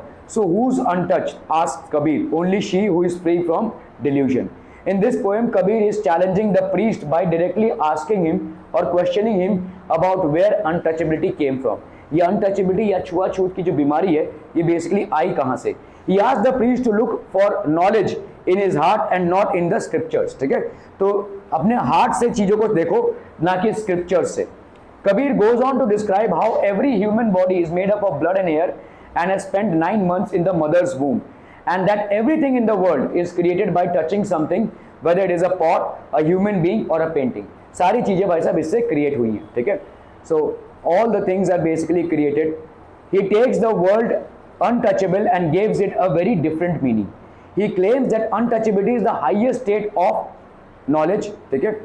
It means not to be touched by narrow limiting ideas. तो उन्होंने बोला छुआछूत अगर करना है तो इन चीज़ों से बचो, इन चीज़ों को मत छुओ, ठीक है? By narrow limiting ideas, इन चीज़ों को मत छुओ. Therefore, Kabir finally turns the idea of untouchability on its head from the lowest to the highest state that a human being can achieve. तो इन्होंने बोला कि untouchability होनी चाहिए, ठीक है? लेकिन इंसानों से untouchability नहीं होनी चाहिए, गंदी सोच से हमारी अनटचेबिलिटी होनी चाहिए. हम गंदी सोच को ना छुएं, ठीक है? ना कि इंसान को हम अनटचेबिलिटी की बात करें. Okay, that would be it from my end for today. Okay, so people, yesterday we were discussing about confronting marginalization और कैसे यहाँ पे मैनुअल स्कैवेंजिंग होती है. मैनुअल स्कैवेंजिंग मतलब जो साफ सफाई का काम है वो इनसे करवाया जाता है, ठीक है? लोअर कास्ट के लोगों से साफ सफाई का काम करवाया जाता है, उन पे भाई साहब बहुत सारे अत्याचार भी होते हैं. तो दिस इज व्हाट वी है. सो देखो ये जितने भी आपका नाली में जाकर क्लीन करना, ठीक है, ये सारे काम ज़्यादा करके शुद्धों से करवाया जाता है जिनको हम मतलब, और ये पहले से ही करते आ रहे हैं. उनके बेटी भी यही करेंगे, उनके बेटे भी यही करेंगे. देखो काम में कोई गंदगी नहीं है, काम तो सब भाई साहब काम होता है, लेकिन ऐसा नहीं है कि काम जाति से जुड़ा होना चाहिए, ठीक है। ऐसा नहीं है कि भाई साहब ब्राह्मण ये काम नहीं कर सकता, ये क्षत्रिय ये काम नहीं कर सकते हैं, एवरीबडी कैन डू इट, ठीक है, everybody has to do it कहीं ना कहीं। लेकिन शूद्रों से ही ये काम जबरदस्ती करवाया जाता है। साफ सफाई किसी को तो करना पड़ेगा, और ये ज्यादा करके हमारे समाज में शूद्रों से करवाया जाता है, ठीक है। तो the scourge of manual scavenging, so इससे भाई साहब क्या हो रहा है कि they are always considered to be of lower caste and they are to do this, ठीक है, ये उनको ही करना पड़ेगा, ठीक है। So that is something. Manual scavenging refers to the practice of removing human and animal waste or excreta using brooms, तो मतलब झाड़ू लगाकर human waste, animal waste को clean करना, tin plates and baskets from dry latrines and carrying it on the head to disposal ground some distance away, इसको हम scavenging बोलते हैं। मैनुअल स्कैवेंजिंग मतलब पूरी गंदगी को, नाली को साफ करना, ह्यूमन एक्सक्रीटा, तो वो ह्यूमन वेस्ट, इन सब चीजों को साफ करना, this is called manual scavenging, ठीक है। और ये ज्यादा करके समाज के नीचे वर्ग शूद्रों से ही करवाया जाता है, करवाया जाता था और करवाया जा रहा भी है, ठीक है। ऐसा मान लिया गया कि they are only fit to do this, they, काम छोटा नहीं है, ठीक है, काम अपनी जगह पे है, लेकिन ये पर्टिकुलर जाति के लोग ही इस काम को करेंगे, दैट इज अ मिसकंसेप्शन, ठीक है, ये आपका गलत है, ठीक है। ओके, सो आपका जैसे ब्रूम स्टिक्स हो गया, ठीक है, ऐसे कचरे को भाई साहब बास्केट में भर के ले जाना, ठीक है, बास्केट में भर के ले जाना, carrying it to disposal grounds, और भाई साहब जहां पे डिस्पोजल ग्राउंड्स है वहां पे जाकर फेंक कर आना, ठीक है। ड्राई लैट्रिन्स, ये ड्राई लैट्रिन्स को भाई साहब साफ करना, ठीक है। A manual scavenger is the person who does the job of carrying this filth, तो जो आपके मैनुअल स्कैवेंजर होते हैं जो नाली नाले साफ करते हैं, they are basically the person who are suppose to carry out this filth, ठीक है, who are suppose to carry out this filth, ठीक है। The job is mainly done by Dalit women and young girls, तो Dalit women और young girls ये सारे job करते हैं। According to the Andhra Pradesh based Safai Karmachari आंदोलन, ठीक है, तो आंध्र प्रदेश में एक सफाई कर्मचारी आंदोलन हुआ था, an organisation working with manual scavengers. Manual scavengers मतलब वो लोग जो हमारे वेस्ट को साफ करते हैं, ठीक है, people who are engaged in basically cleaning of the waste, ठीक है, so they are known as manual scavengers. So these people are known as manual scavengers. So सफाई कर्मचारी आंदोलन हुआ है, ठीक है। Working with scavengers, there are 13 lakh persons from Dalit communities who continue to be employed in this job in this country and who work in 96 lakh private and community dry latrines maintained by municipalities, ठीक है। तो इतने सारे लोगों को भाई साहब ये देख रहे हैं। According to the Andhra Pradesh सफाई कर्मचारी आंदोलन, an organization working with manual scavengers, there are 13 lakh person, 13 lakh हैं जो दलित कम्युनिटी से हैं, सिर्फ और सिर्फ दलित कम्युनिटी से, who continue to be employed in this job, इस जॉब में एम्प्लॉयड है in this country, and who work in the 96 lakh private and community dry latrines manage by the municipalities. इतने सारे जगहों पे ये भाई साहब काम कर रहे हैं, ठीक है। Manual scavengers are expose to subhuman conditions of work and face serious health hazards, तो इनको भाई साहब सीरियस हेल्थ हैजार्ड्स फेस करना पड़ता है, ठीक है, क्योंकि दे आर कंटिन्यूसली, देखो आप कंटिन्यूसली साफ सफाई का काम करते रहेंगे तो उसमें बैक्टीरियाज हैं भाई साहब, फाउल स्मेल है, ये आपके हेल्थ को बिगाड़ेगा ही बिगाड़ेगा, ठीक है, अगर कंटिन्यूसली आप पीढ़ी दर पीढ़ी वही करते आ रहे हैं, ठीक है। They are constantly expose to infections that affect the eye, skin, respiratory and gastrointestinal systems, ठीक है। तो ये इन्फेक्शंस होता है, इससे आईज इंपैक्ट होते हैं, स्किन इंपैक्ट होता है, रेस्पिरेटरी सिस्टम्स इंपैक्ट होता है और गैस्ट्रो, हमारा पूरा डाइजेस्टिव सिस्टम बिगड़ता है इससे, ठीक है। लेकिन पीढ़ी दर पीढ़ी इन लोगों से ये काम करवाया जा रहा है, ठीक है। So they get gastro and gastrointestinal systems, they get very low wages for the work they perform, और ये जो पूरा साफ सफाई का काम है इसके लिए काफी कम पगार मिलती है इनको, ठीक है। दे get very low wages.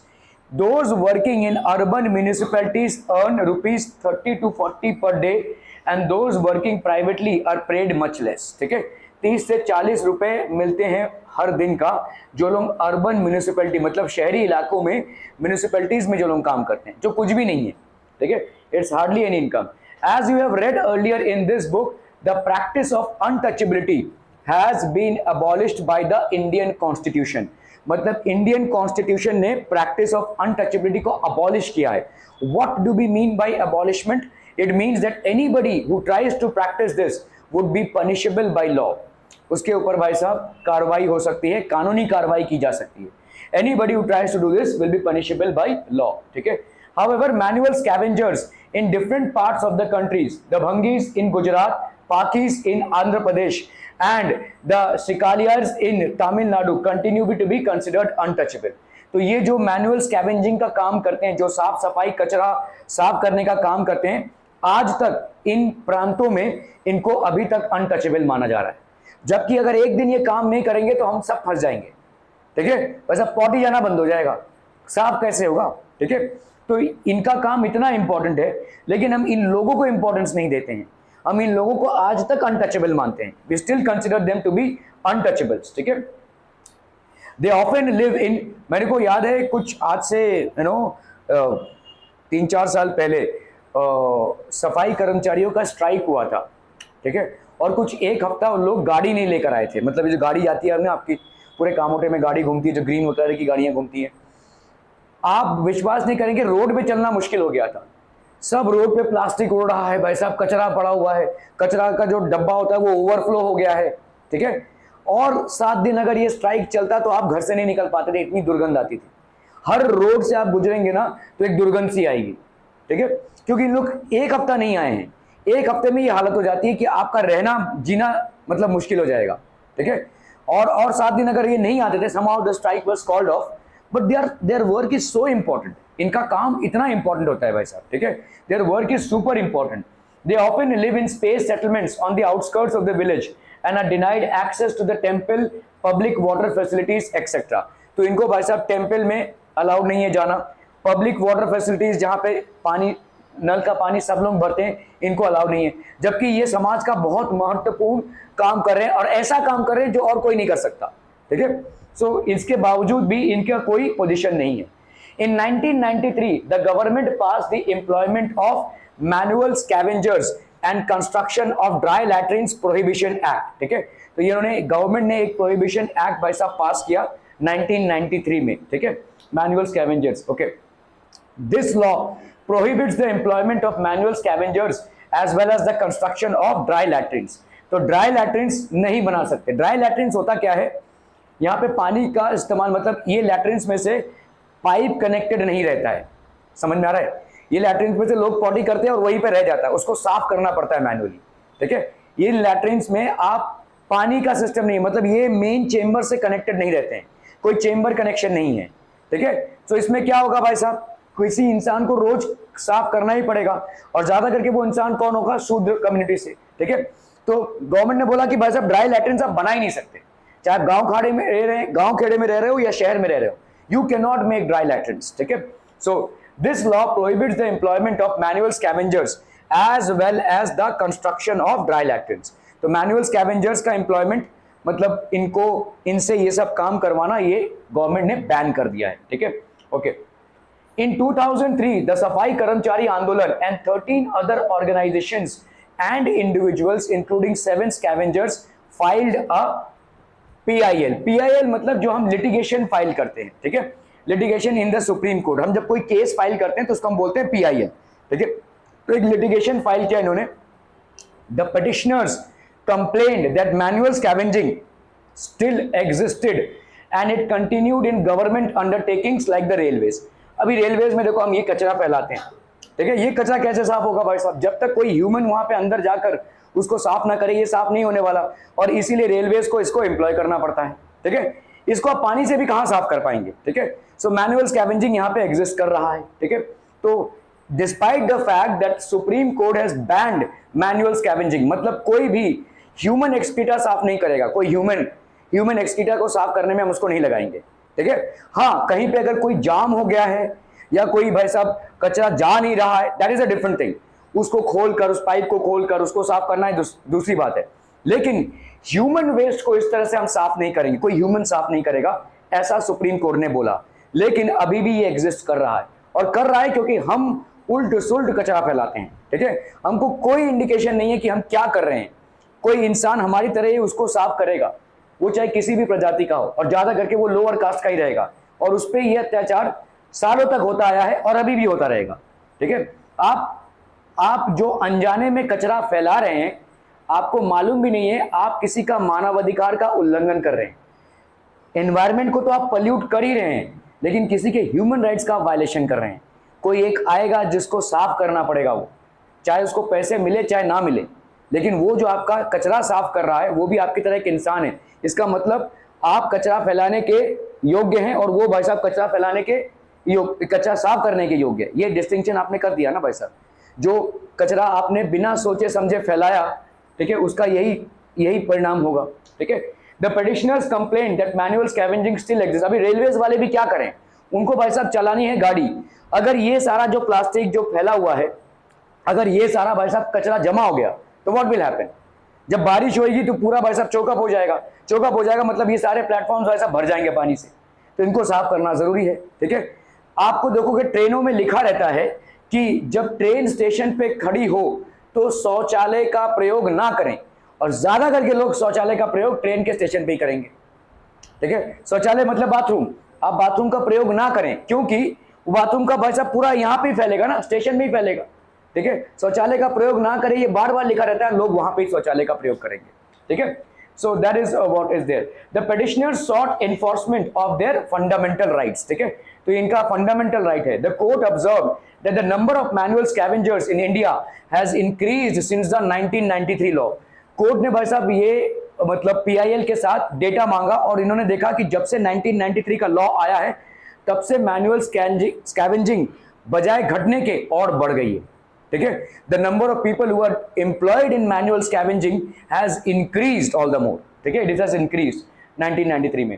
It directed every department, ministry of the union government and state governments to verify the facts within 6 months। तो 6 महीने में सब अपना रिपोर्ट फाइल करो कि कितने लोगों ने मैनुअल स्कैवेंजिंग में कितने लोगों को एम्प्लॉय करके रखा है। जैसे रेलवेज में उनको बताना पड़ेगा कि भाई साहब कितने लोगों को तुमने मैनुअल स्कैवेंजिंग पे डाल के रखा है। जैसे जो सिडको वाले हैं या बीएमसी हैं, ठीक है, जितने भी म्युनिसिपल कॉर्पोरेशंस हैं, सबको भाई साहब कोर्ट में जमा करना पड़ेगा कि कितने लोगों को ये तुमने मैनुअल स्कैवेंजिंग 1 साल के दौरान कराया है। ठीक है, तो 6 महीने का टाइम दिया कोर्ट ने सबको। ठीक है, if manual scavenging was found to exist, then the government department has to actively take up a time bound program for their liberation and rehabilitation। अगर मैनुअल स्कैवेंजिंग एग्जिस्ट करता है, जो कर रहा था, ठीक है, तो गवर्नमेंट को और गवर्नमेंट के सारे डिपार्टमेंट्स को भाई साहब जिम्मेदारी उठानी पड़ेगी इसको संपूर्णता हटाने के लिए, टू कंप्लीटली रिमूव इट। ठीक है, आदिवासी डिमांड्स। ठीक है, तो Adivasi demands, the 1989 act. In 1989, the 1989 Act is important for another reason. Adivasi activists refer to it to defend their right to occupy land that was traditionally theirs। अभी होता क्या है देखो कि आदिवासी लोग मतलब जंगलों में भटकते रहते हैं और बहुत सालों से वहीं पे हैं, तो धीरे धीरे लैंड तो उन्हीं का हो गया भाई साहब। वहां पे उन्होंने एग्रीकल्चर किया है, अपने बाल बच्चों को बड़ा किया है। ठीक है, फैमिली वादी है वहां पे। सो लेकिन क्या होता है कि अचानक भयानक से जब बड़े बड़े लोग आते हैं और वहां पे कोई इंडस्ट्री या माइनिंग ये सब खोलते हैं, तो बोले तुम्हारा जमीनी कागजात कहाँ है? नहीं है ना भाई साहब, तुम्हारी जमीन नहीं है, चलो हटो। ठीक है, ऐसा वहां से उनको भगा दिया जाता है। ठीक है, क्योंकि उनके पास एक्चुअली में कोई डॉक्यूमेंट्री प्रूफ नहीं है, लेकिन भाई साहब बहुत जनरेशन से वहां पे रह रहे हैं वो, तो उन्होंने तो अपना जमीन उसी को माना हुआ है। ठीक है, तो in 1989 an act is important for another reason. Adivasi activists refer to it to defend their right to occupy land that was traditionally theirs. तो ये पहले से ही ये लैंड इनका हुआ करता था। As you read in the previous chapter, Adivasis are often unwilling to move from their land and are forcibly displaced। ज्यादा करके आदिवासीज को भाई साहब फोर्सबली अपने लैंड से डिस्प्लेस कर दिया जाता है। कोई बड़ी पार्टी आती है, कोई बड़ा बिजनेसमैन आता है, कोई बड़ा इंडस्ट्रियलिस्ट आता है या कोई बड़ा फैक्ट्री ओनर आता है और उस लैंड को कब्जे में करके वो अपना फैक्ट्री इंडस्ट्री जो भी है चालू कर देता है और इनको डिस्प्लेस कर देता है। इनको भाई साहब अपना लैंड छोड़ के जाना पड़ता है। Activist have asked that those who have forcibly encroached upon tribal lands should be punished under this law। ठीक है, they have also pointed to the fact that this act merely confirms what has already been promised to tribal people in the constitution। ठीक है, that land belonging to tribal people cannot be sold to or bought by non tribal people। तो यहाँ पे क्या बोला जा रहा है कि जो लैंड ट्राइबल लोगों को बिलोंग करता है, ना ही उसको कोई खरीद सकता है और ना ही उसको कोई बेच सकता है। ठीक है, the land which belongs to tribal people will remain theirs। It cannot be sold or cannot be purchased। They have also pointed to the fact that this act merely confirms what has already been promised to the tribal people. Tribal people को जो promise दिया गया है in the constitution that the land belonging to tribal people cannot be sold to or bought by non-tribal people. ना ही इसको बेचा जा सकता है और ना ही इसको खरीदा जा सकता है, ठीक है. सेल भी नहीं कर सकते और ब्रॉड भी नहीं कर सकते. In cases where this has happened, जहां जहां भी ये हुआ है, the constitution guarantees the right of tribal people to repossess their land. तो जहां जहां भी ऐसा लैंड का सेलिंग या परचेजिंग हुआ है, कॉन्स्टिट्यूशन ने गारंटी दी है कि भाई साहब tribal people can repossess their land. C K Janu and Adivasi activist has also pointed out that one of the violators of constitutional rights guaranteed to tribal people are governments in various states of India. ठीक है, तो government आदिवासी activist इन्होंने बोला कि भाई साहब violators, एक जो है गवर्नमेंट तो लॉ ला रही है लेकिन गवर्नमेंट को ही इस लॉ को वायलेट करना पड़ता है बहुत जगह.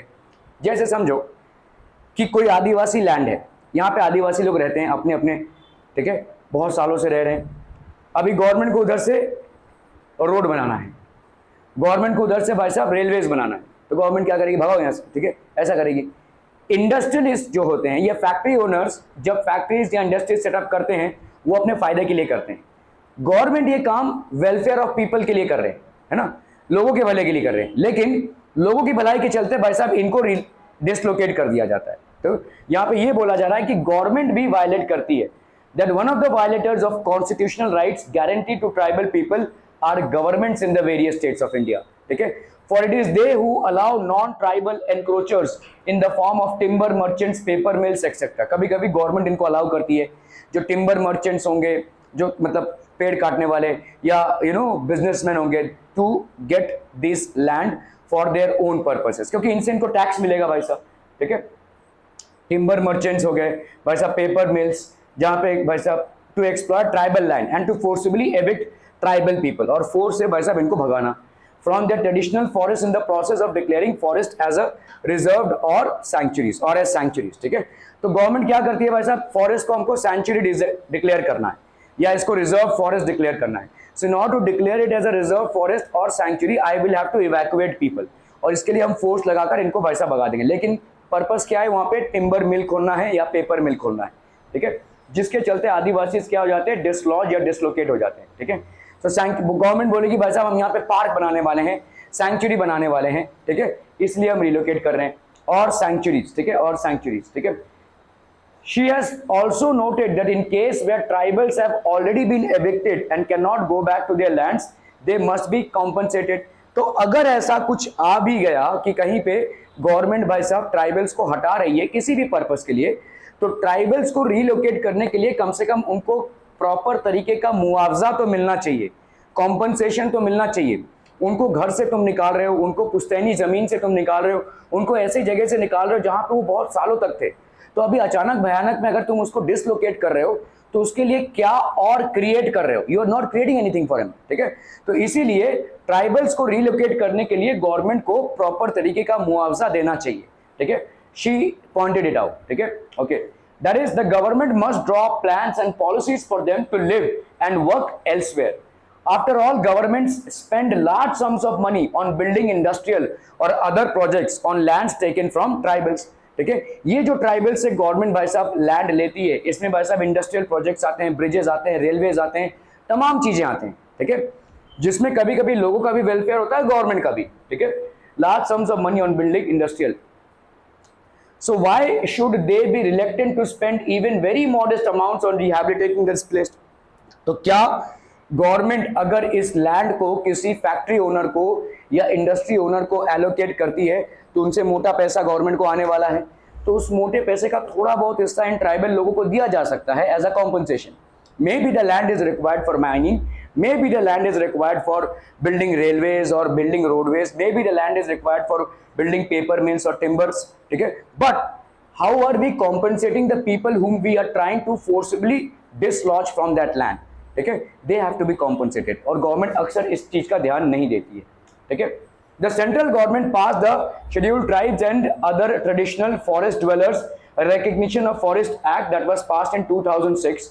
The introduction to the final act states that this act is meant to undo the historical injustices meted out to the forest dwelling populations is not recognizing their rights to land and resources. ठीक है, तो अभी तक forest के लोगों पर या tribal लोगों पर जो अत्याचार हुआ है, ठीक है, उसको रिमूव करने के लिए ये लॉ इन्फोर्स किया गया है। This act recognizes their right to homestead, cultivable and grazing land and to non-timber forest procedure. The act also points out that the rights of forest dwellers includes conservation of forest and biodiversity.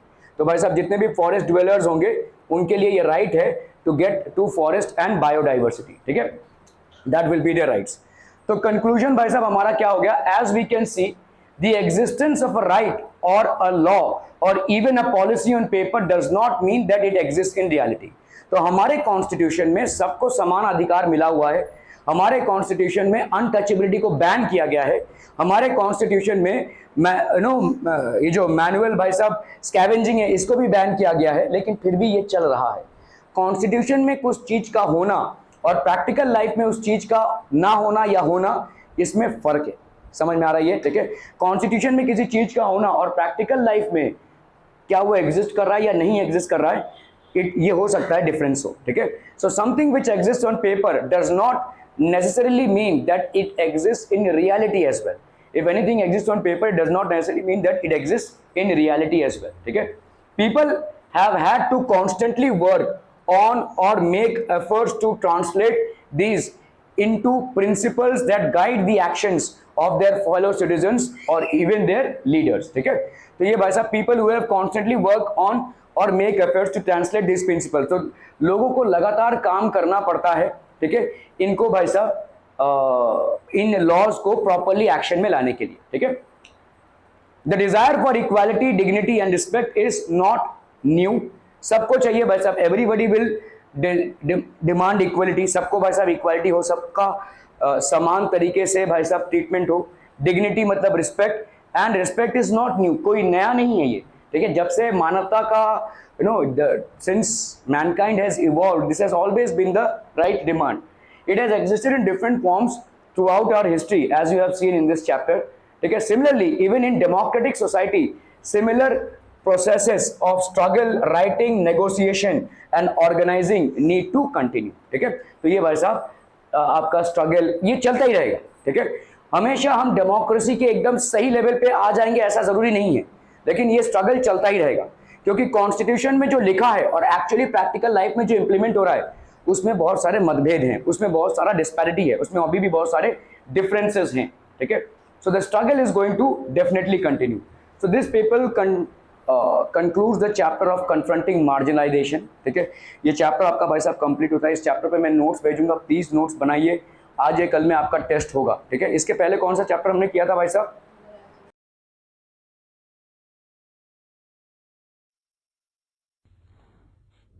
Chapter 6th, Fundamental Rights and Duties. In the previous chapter, we studied how the Constitution of India was written. We also studied the main objectives of the Constitution. One way of ensuring that the objectives are achieved is to guarantee fundamental rights to the citizens. In this chapter, we shall study the rights included in the Constitution and why they are important. Introduction. Today, most countries, through their constitutions, grant rights to the citizens. The aim of such rights is to help in the all-round development of the people. Rights are necessary also for strengthening democracy. The fundamental rights, therefore, constitute a very important part of a constitution. I thought that uprisings in Tunisia or Egypt took place because those governments did not accept people's rights.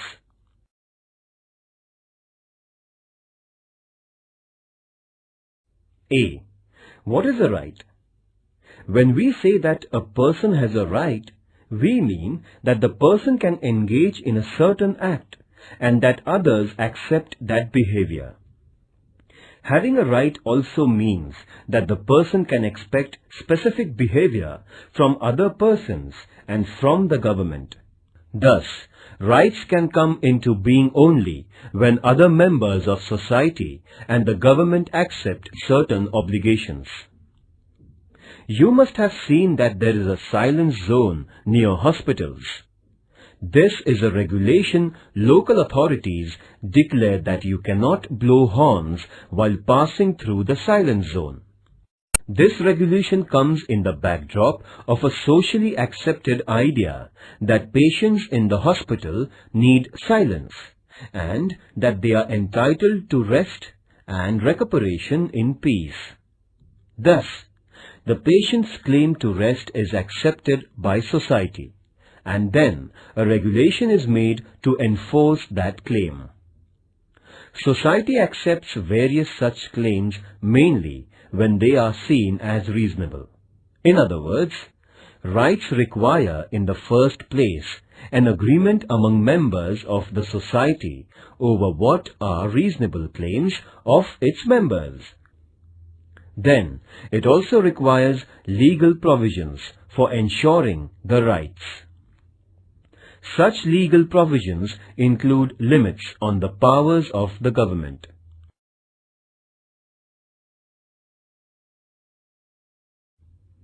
As you will learn later in Standard 10th, limits on the powers of government are seen as an important component of democracy. By agreeing to have limits on the government, a society ensures democratic government. When there are no limitations on government's powers, there is no democracy. I had heard of this word democracy, but did not know that it was related to rights. Must find out the rights of people in different democracies. When we say that we have freedom of speech, it means that other people around us also have the same right, and we all agree that we can freely express our opinions. Then, there must also be legal provisions for protecting the freedom of speech. There must be provision that police or any other government officers cannot unnecessarily restrict our right to express our views. In this sense, rights imply limitations on the powers of the government. By granting rights to citizens, governments agree to limit their powers. Read newspapers of 1 week. List the new items that are against the government or critical of the government or some leaders. What would happen if the government said that you cannot publish any news that is against the government or cannot publish news items that criticize the government? By allowing publication of news opposed to it, the government accepts certain limitations. This is also known as freedom of the press. This freedom is part of a freedom of speech.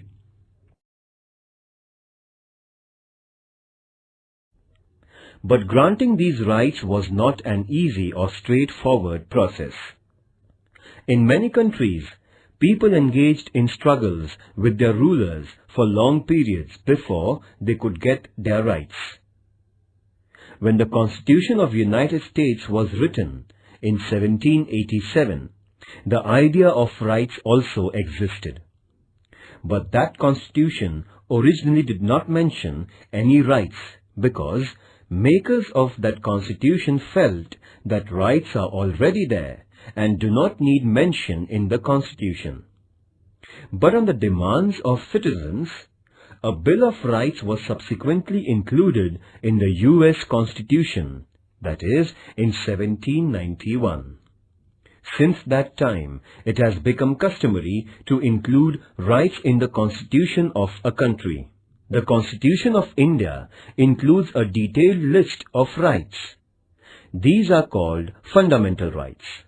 This means that these rights are of fundamental importance. They are so important that the government cannot take away these rights. Long back in 1215, the British monarch had to agree to some restrictions over the monarchical powers. This agreement is famous as the Magna Charta, a charter agreed by the king. Even after this, there were many struggles in England between the people and the monarch. Those struggles resulted into many more limits on the powers of the king or queen. Ultimately, these struggles led to democracy and acceptance of citizens' rights. In 1776, the American people declared their independence from England. That declaration is known as the Declaration of Independence, in which it was asserted that certain rights of human beings were inalienable, meaning that nobody could take those rights away. Similarly, the French Revolution of 1789 also underlined the importance of rights through the Declaration of Rights of Man and of the Citizens. The French Revolution led to abolition of the monarchy and the rise of democracy in France. In what way rights are related to democracy?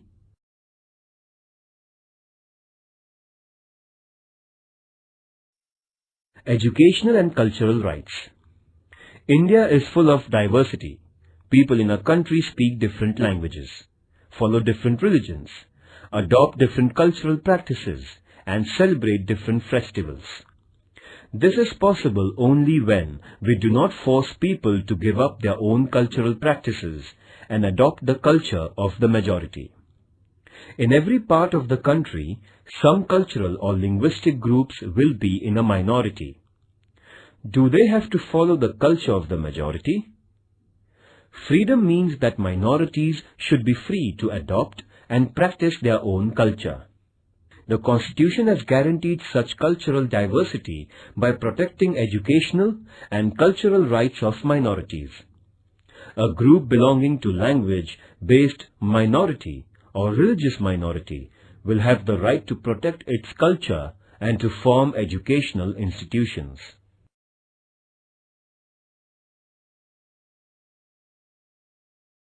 B.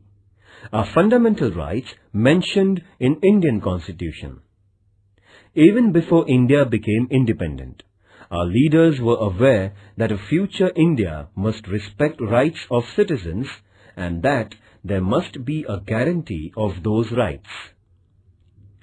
When India was under British rule, Motilal Nehru, who was president of an all-party committee, demanded that the government must adopt a Bill of Rights, that is, in 1928.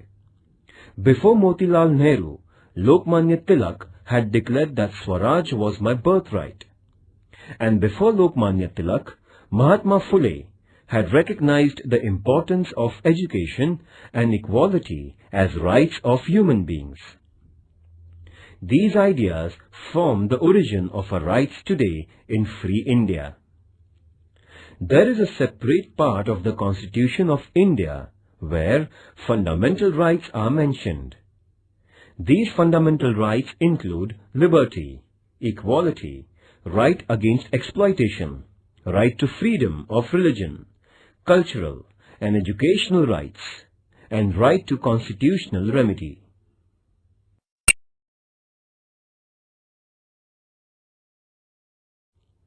C. Human rights. It is now internationally accepted that every human being has certain rights. These are described as human rights. It is also accepted now that human rights should be adopted and guaranteed by every country, and necessary mechanism for protection of human rights should be created.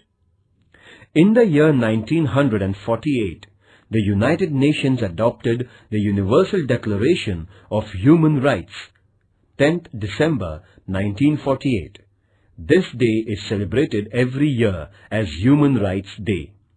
Later, in 1966, the General Assembly of United Nations adopted the International Covenant of Economic, Social and Cultural Rights, and many countries have signed that agreement.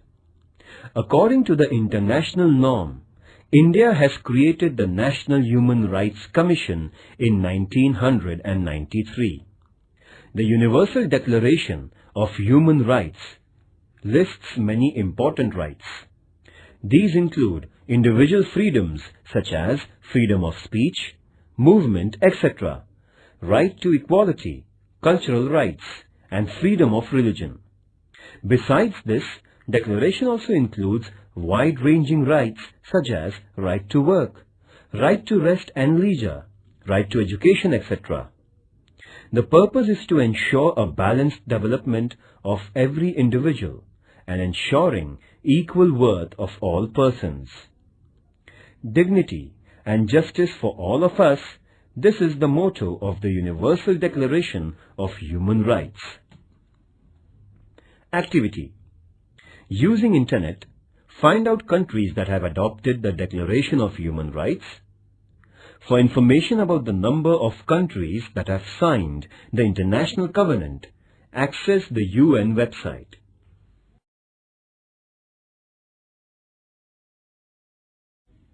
D. Citizens' duties. Why can't we have only rights and no duties? It is often said that rights and duties are two sides of the same coin. Do you know what it means? Let us take an example. Right to equality means that men and women must have equal status and equal treatment. Does this happen in real life? Unless all members of society respect this right and fulfill the duty of treating women as equal, this right will never fully come into being. Therefore, it is the duty of every citizen not to engage in domestic violence against women and to oppose ill treatment of women, because women are not treated equally and practice of female foeticide is prevalent. Is it not a duty to respect women as equal citizens?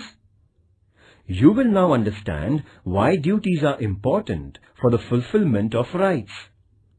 Just as society must respect our rights, society expects that we accept certain responsibilities as our duties. Some duties are listed in the Constitution as a fundamental duties.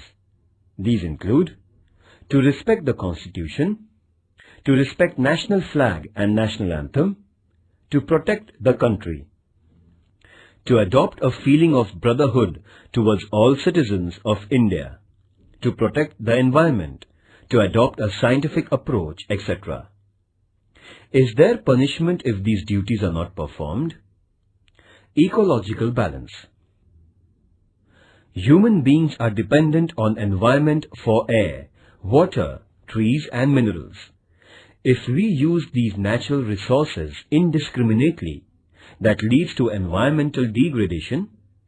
Our present generation may be happy to use as many trees as it can cut down, but what will happen to later generations?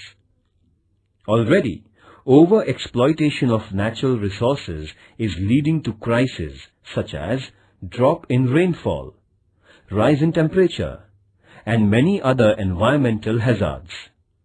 This only shows the importance of duties. It is not our duty to use the natural resources carefully. Think of others and think of our future generations. Activity.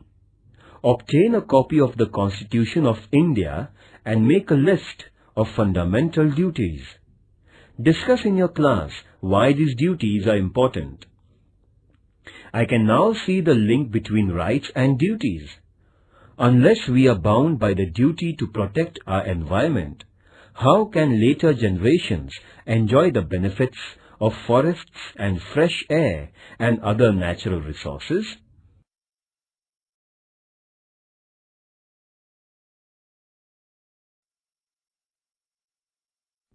Right to equality. Democratic government means that the government is not arbitrary. It works according to rules and regulations. But what if rules were only applied to some people and not to some others?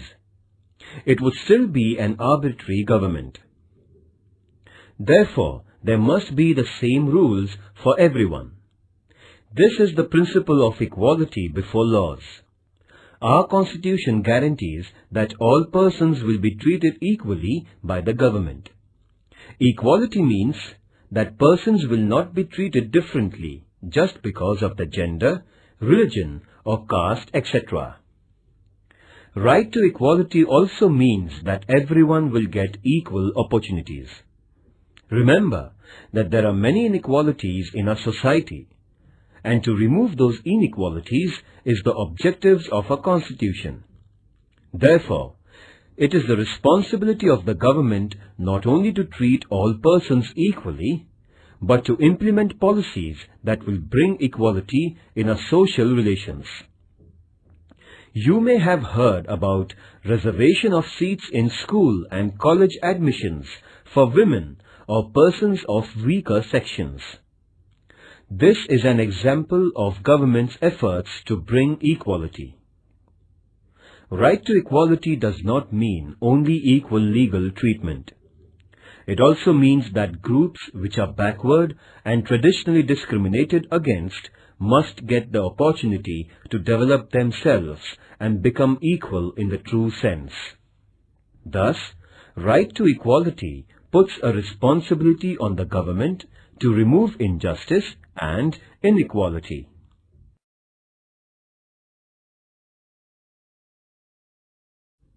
Right to freedom of religion. In India, people follow different religious practices, but the government does not support or oppose any religion. Every person is free to follow any religion and pray according to her or his religion and also propagate their religion. The government will not differentiate between persons of different religions only on ground of their religion. And because there is no religion which is the official religion of our country, government or government-aided institutions will not force us to follow any particular religious practice.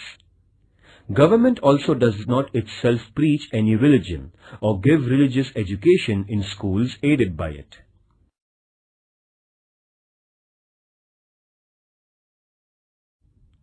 Right to information. Similarly, the right to information is now enforced, though it is not part of a fundamental rights. Citizens cannot judge the government if they do not have enough information.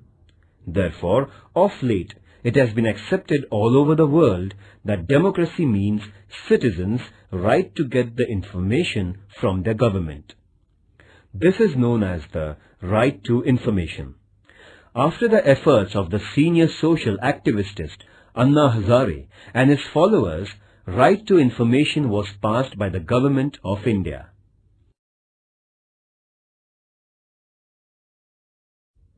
Right to liberty. Right to life is one of the most important rights of the individual. Our constitution guarantees this right. It means that even the government cannot take away our life or cannot arrest us without reason and without legal procedure. But merely a guarantee of life is not enough. As human beings, we want to live a meaningful life. We want to do things we like. We want to develop our personality, follow our hobbies, pursue our own interests. For this to become a reality, we need an assurance that there won't be unreasonable restrictions on our personal liberties. Freedom of speech is one of the most important personal liberties. Besides, we have the liberty to form associations and organize meetings. We also have the freedom to move freely in different parts of the country and reside anywhere in the country. And we have the freedom to undertake any profession or business of our liking.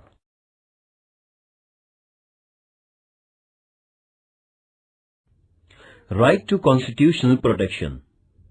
So far we listed the rights guaranteed by the Constitution. But what do we mean by guarantee? If our right is violated, we can go to the government for protection.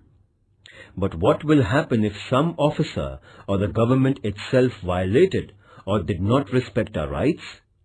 In such situation, we have the right to move the courts. This is also called as right to constitutional remedy. Court will decide if the government has wrongly interfered with our rights, and if so, ask the government not to do so. Judiciary is the protector of our rights. This provision makes our fundamental rights truly guaranteed. First, what is the importance of right to equality? Second, why is the right to constitutional remedy the most important right? Activity. Imagine we had right to liberty but not the right to equality. What would be the result?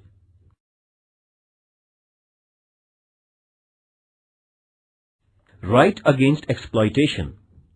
Both liberty and equality will be violated if some people are forced by others to undertake some work against their wishes. Because of poverty, there used to be many people who would take loans from private moneylenders, and the moneylenders would then force them to work without payments until the loan and interest are repaid. This practice was known as forced labor or Ved. The Constitution has declared such practices as illegal. There will be no slavery in any form, and nobody will be treated as a bonded labor. Another fallout of poverty is that children from poor families are required to undertake work and earn money. As a result, children are sometimes employed in very hard and dangerous jobs, such as the job of making firecrackers. The Constitution has banned such practices because these involve exploitation of children. Children below the age of 14 years of age cannot be employed in hazardous jobs.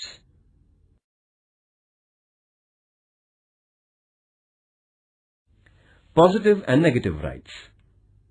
Rights are necessary for our personal development.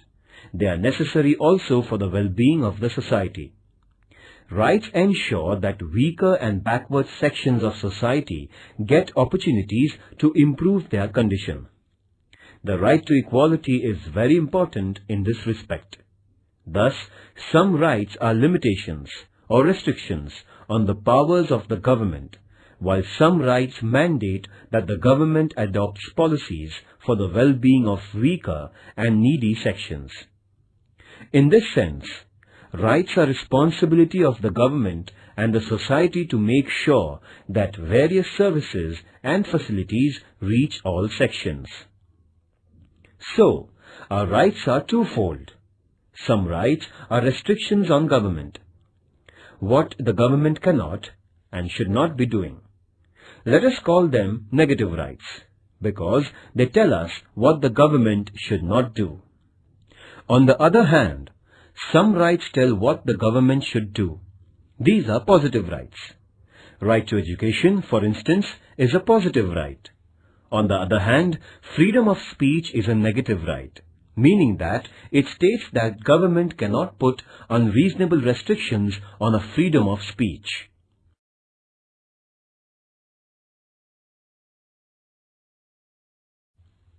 Other rights. The idea of rights does not stop only at fundamental rights. For instance, we know that citizens of India enjoy the right to vote.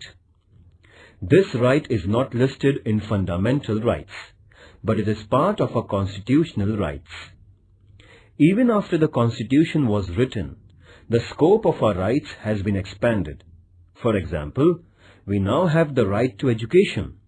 Under this right, all children between the age of 6 and 14 are entitled to education. Activity.